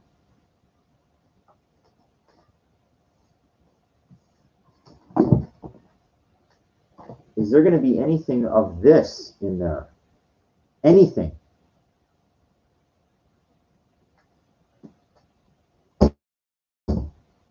It's not going to be anything of that in there. Nothing. Zero.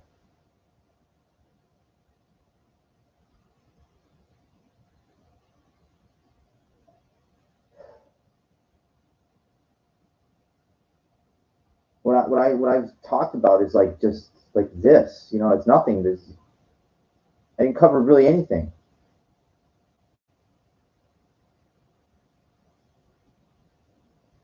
Because if I tell you what I think, number one, you will not believe it, okay?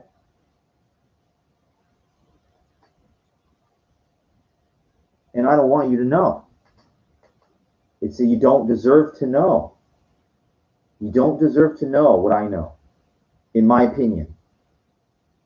I never said I'm right. I know everything of everything. I didn't say I know everything of everything. But I know how much I've researched. I'm not talking about, listening to Coast to Coast and listening to that. It doesn't matter. That's, that's something, but it's not everything. It's selling. It's a show. They're selling advertising. It's they have some people on there and they talk about a couple different things. And give up some interesting things, ways to think about something, but it's not the hard information. Where like, people really, they don't do it all. They break down like one thing, one study. That's it. And they try to conclude it the best way they can and say, well, that's it. They're not opinionated on why the events happen. What they're doing is breaking down the science of a specific event impartially and trying to say, okay, well, you know, what happened? They're building WTC-7. It collapsed later that afternoon due to fire. And I said about 5-10 minutes ago, I said that according to history recalls that no building besides the prior two earlier that day have collapsed due to structural steel frame structure has not collapsed due to fire. Well, the planes hit it there. The jet fuel burned. No plane hit World Trade Center 7. There's no jet fuel there. There's no plane, nothing.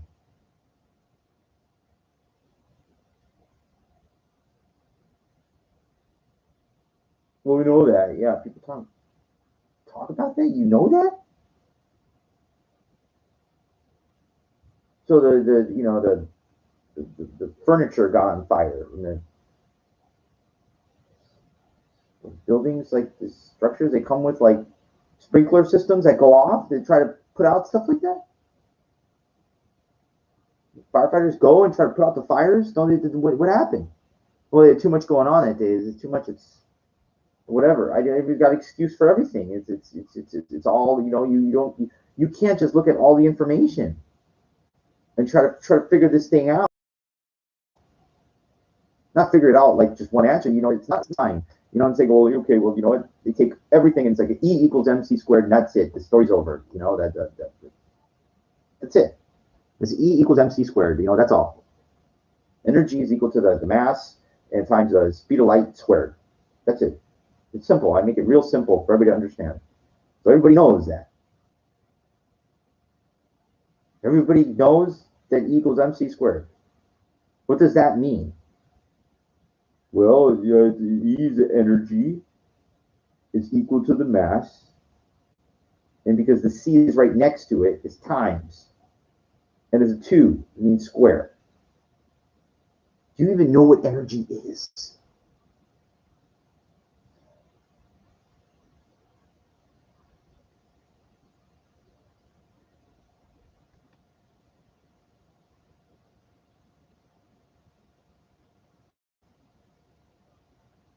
You don't. You think you know.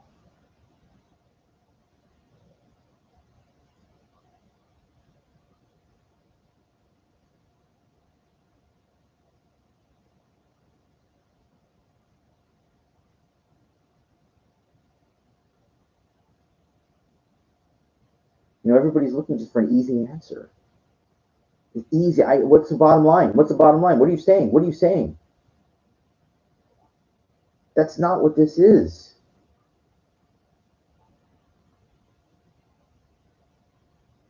If you read that book, you'll get an answer. If you read that research, you'll get an answer. But you'll get an answer of one thing.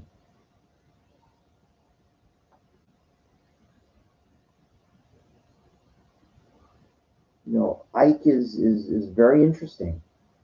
It's a very interesting perspective. Because he runs with it as far as he can. It's very interesting.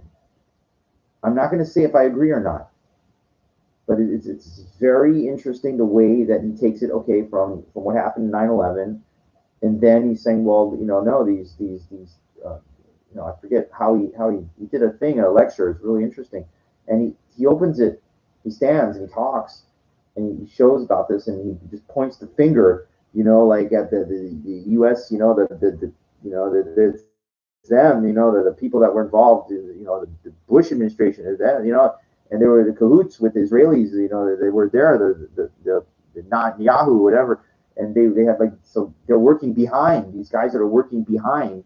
He's trying to make this point of this things, and I'm just sitting, I'm listening to this. I mean, he's trying to prove it. He's trying to prove that they staged this thing, to happen. Like it's okay. So I'm just listening. I'm listening.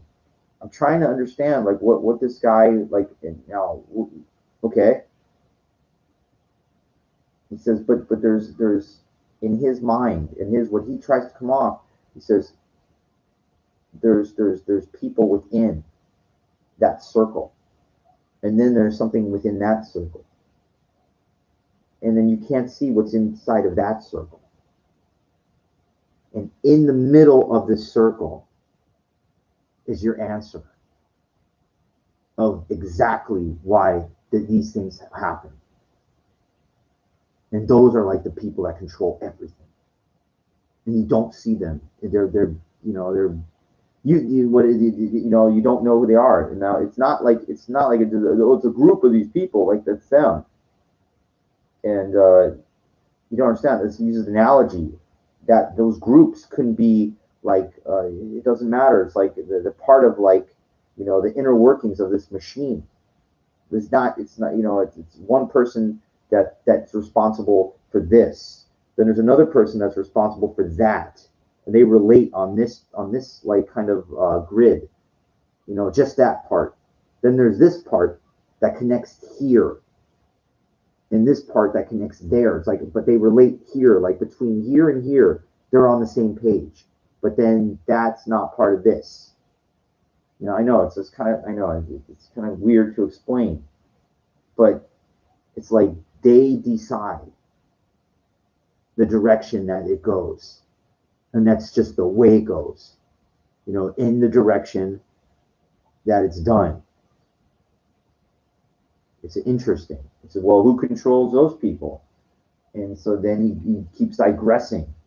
He says, well, you don't understand. It's not like he says there's a race of beings that are outside of our dimensional, out of our dimension, out of our dimension. It's kind of interesting. Like it's like he's saying that what they can do is they need that energy to sustain themselves. And I don't know what kind of race, the Argons, whatever you call them. I don't know how he came up with the name. I mean, did they tell him? Did they say, well, we are the Archons, we are the thing? Where's your thing? Where's your proof? You don't have a leg to stand on. You're making claims based on like you're trying to come up with something because you need an answer. You're dealing with an expert here, so you're not going to tell me something without some solid research behind it. So I understand what you're saying, what you're trying to say. So I put you in the same thing with the media. You're telling me this when there's this out there, okay?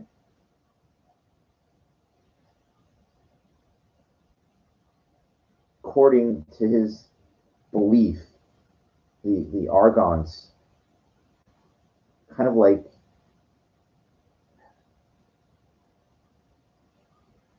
you have something dangerous inside of a container that's fragile or flammable or whatever. It's dangerous things to work with. So you have to wear protective gloves when you go in there and you're moving things around. But you know what you're doing. I don't know what it's called. Special container. It has these holes, but you go in and you have the gloves. What they're working with, I don't know what they're moving around. I don't know, plutonium or whatever it is. I don't know. But these are people, they know what they're doing, and they know exactly how to move it around. In his mind, what he relates to is that those are the archons or whatever. They're moving those things around. They can't go in there. It's too dangerous. It's contaminated. It's a pollution. You know, like you go ahead and you go in there, you're gonna, you know, it's flammable, whatever. I don't know what it is. I forgot. But you know what I'm mentioning. The point I'm trying to illustrate, or he's trying to illustrate, is that those archons need that negative energy to sustain themselves. Where are they? Where, you know? What do you mean another dimension? What does that mean? Where are they? Where is it? Outside of the earth? What? I don't know. Why? Why would somebody need that? Why would they cause harm? Like why they? That's evil. Like it's awful. Why would somebody do that? I don't know. Why would somebody do that? Not somebody. Why would something do that? Why would something do something wrong? You know, like they have to survive somehow. They don't know. Like that's it. They need that energy as sustenance. I don't know. I mean, can you relate that to anything that goes on in this world today? You know, like does that make is it so far fetched? It's one point of view.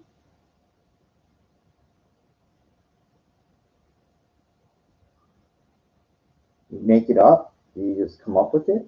What is it based on? But it's one thing out of this. Do you see what I'm doing? Opening your mind. I'm not trying to tell you like that's the only answer. I didn't say that's it. You know that this is you know archons and that's all. I didn't say that. I didn't say I didn't believe it, and I didn't say I believed it either. But it's one thing. How many possibilities are there out there of anything? Was it Sherlock Holmes? Was it Sir Arthur Conan Doyle? You know the line, the famous line, and I think Spock reprised it. You know, used that line in Star Trek Six. It's a great line. I'm going to see if I can get it out properly. If you eliminate everything that's possible, whatever remains, how improbable must be the truth. I think that's it.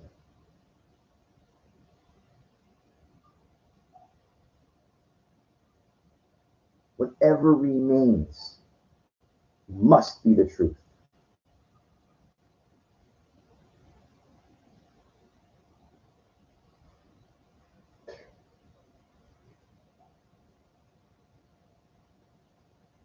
The truth is, unfortunately, it's not what a lot of people want to hear.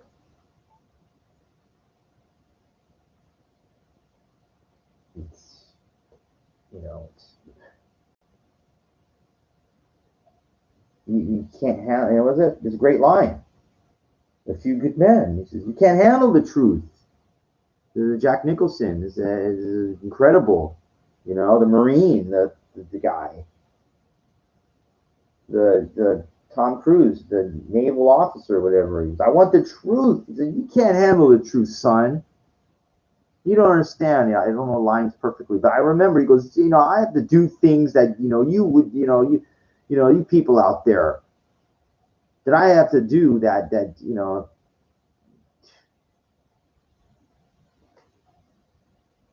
in order to protect your freedom. The dirty work, the stuff that you don't want to see, you don't want to know. It's not you're not supposed to know. It's none of your business. Forget it. I forgot but I remember like the point of that. I think what's his name wrote that. Famous writer. See, writers. excuse me, writers, people forget, it's like actors in movies. No problem. Everybody knows the actors. I know the name of the movie, but the writer, his name is skipping me right now. But I know he's a very conservative kind of looking guy, dressed like vests and bow tie glasses. But his name will come to me. But he did like West Wing, I think, and everything like that. But that movie, holy shit, it's like that writing is just holy Jesus. These actors, I remember when actors said something. Without the writing, well, we wouldn't know what to do. This is like this, the writers think about they don't even know who the writer is.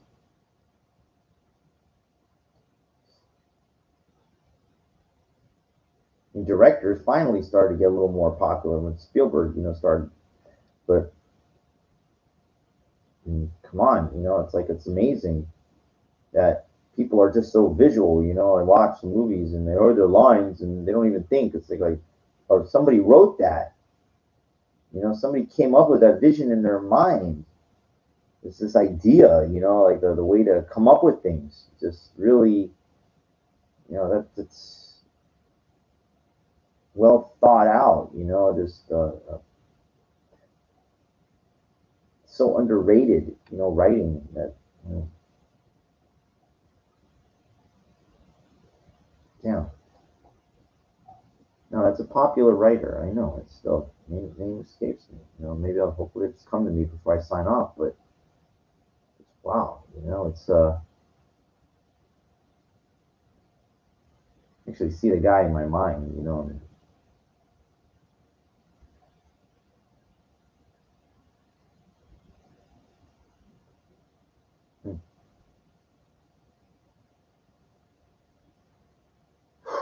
I think it's time to wrap it up. Covered a lot of stuff tonight. I just that 9/11 thing really just I mean I knew I said when I got started I couldn't stop. I was going to start going, and I got so much more I could say about it, but it's just not a you know it's a tough thing when people think, oh, you say, it's such a sensitive topic, and you say something, and if you say anything about it, any type of negative connotation or context, it's taken the wrong way that you're like, against American, you're not for what? I'm not the most proud to be American. What are you talking? I'm the most proudest thing. I just love being American. I love being here, proud of my country and everything.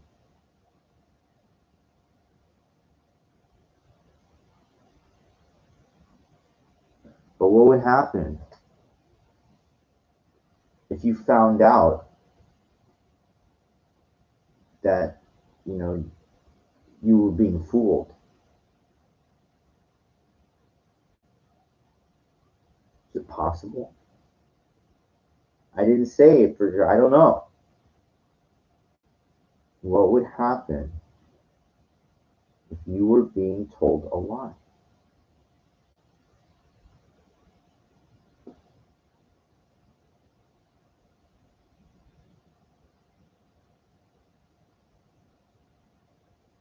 That everything that you think you've been told, it's not it. You don't know everything. You don't know. You know, you'd be shocked to find out. What'd you do? It's already almost 20 years since the event happened. What are you going to do now?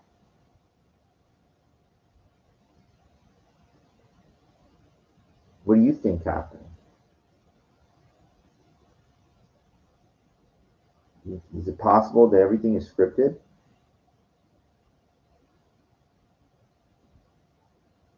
I mean, not like a movie, but like, yeah, there were people that knew exactly what was going to happen.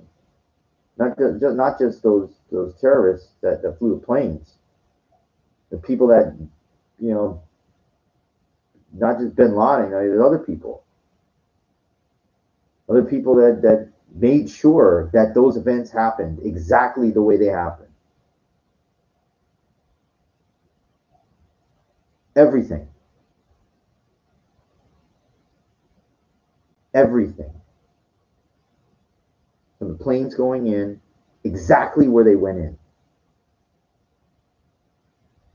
The plane going in the Pentagon, exactly at that location. The plane crashing in Pennsylvania, exactly right there.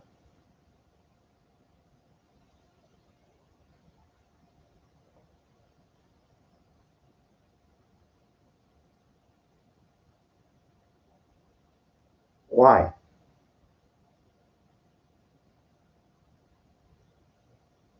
Why would it happen?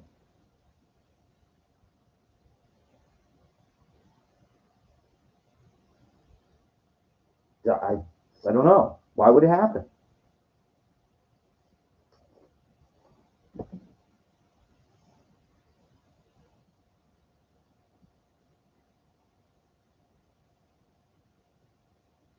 Do you have an answer?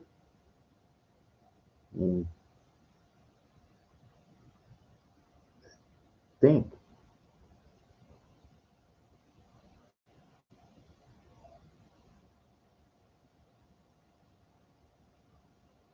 Remember in Star Trek 6?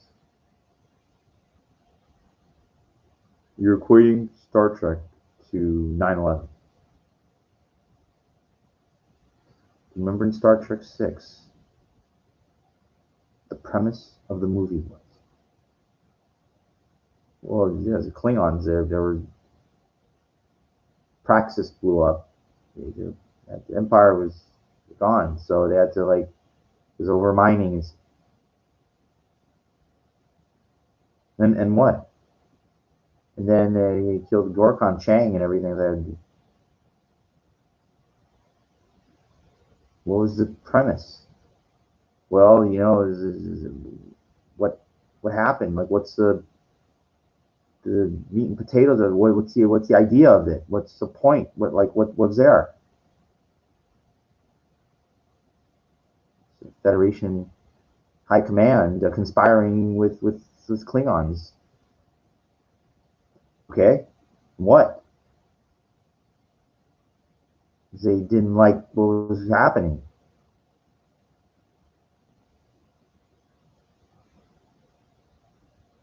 What was happening? Well, trying to make peace, but those people, those powerful, they didn't want that. Sound familiar?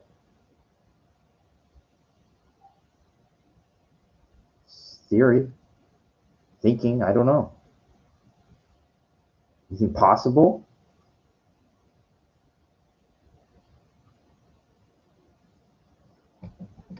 There are things to consider. You know,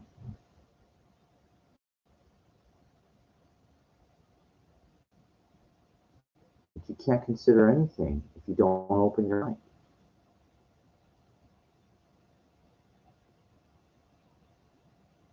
It's hard to do that when you're uneducated.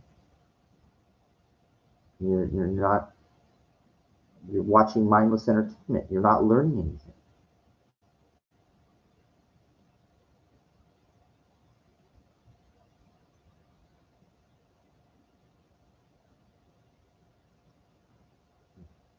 Till next time.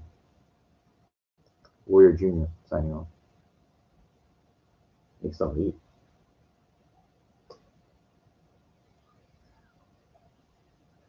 Way off topic, but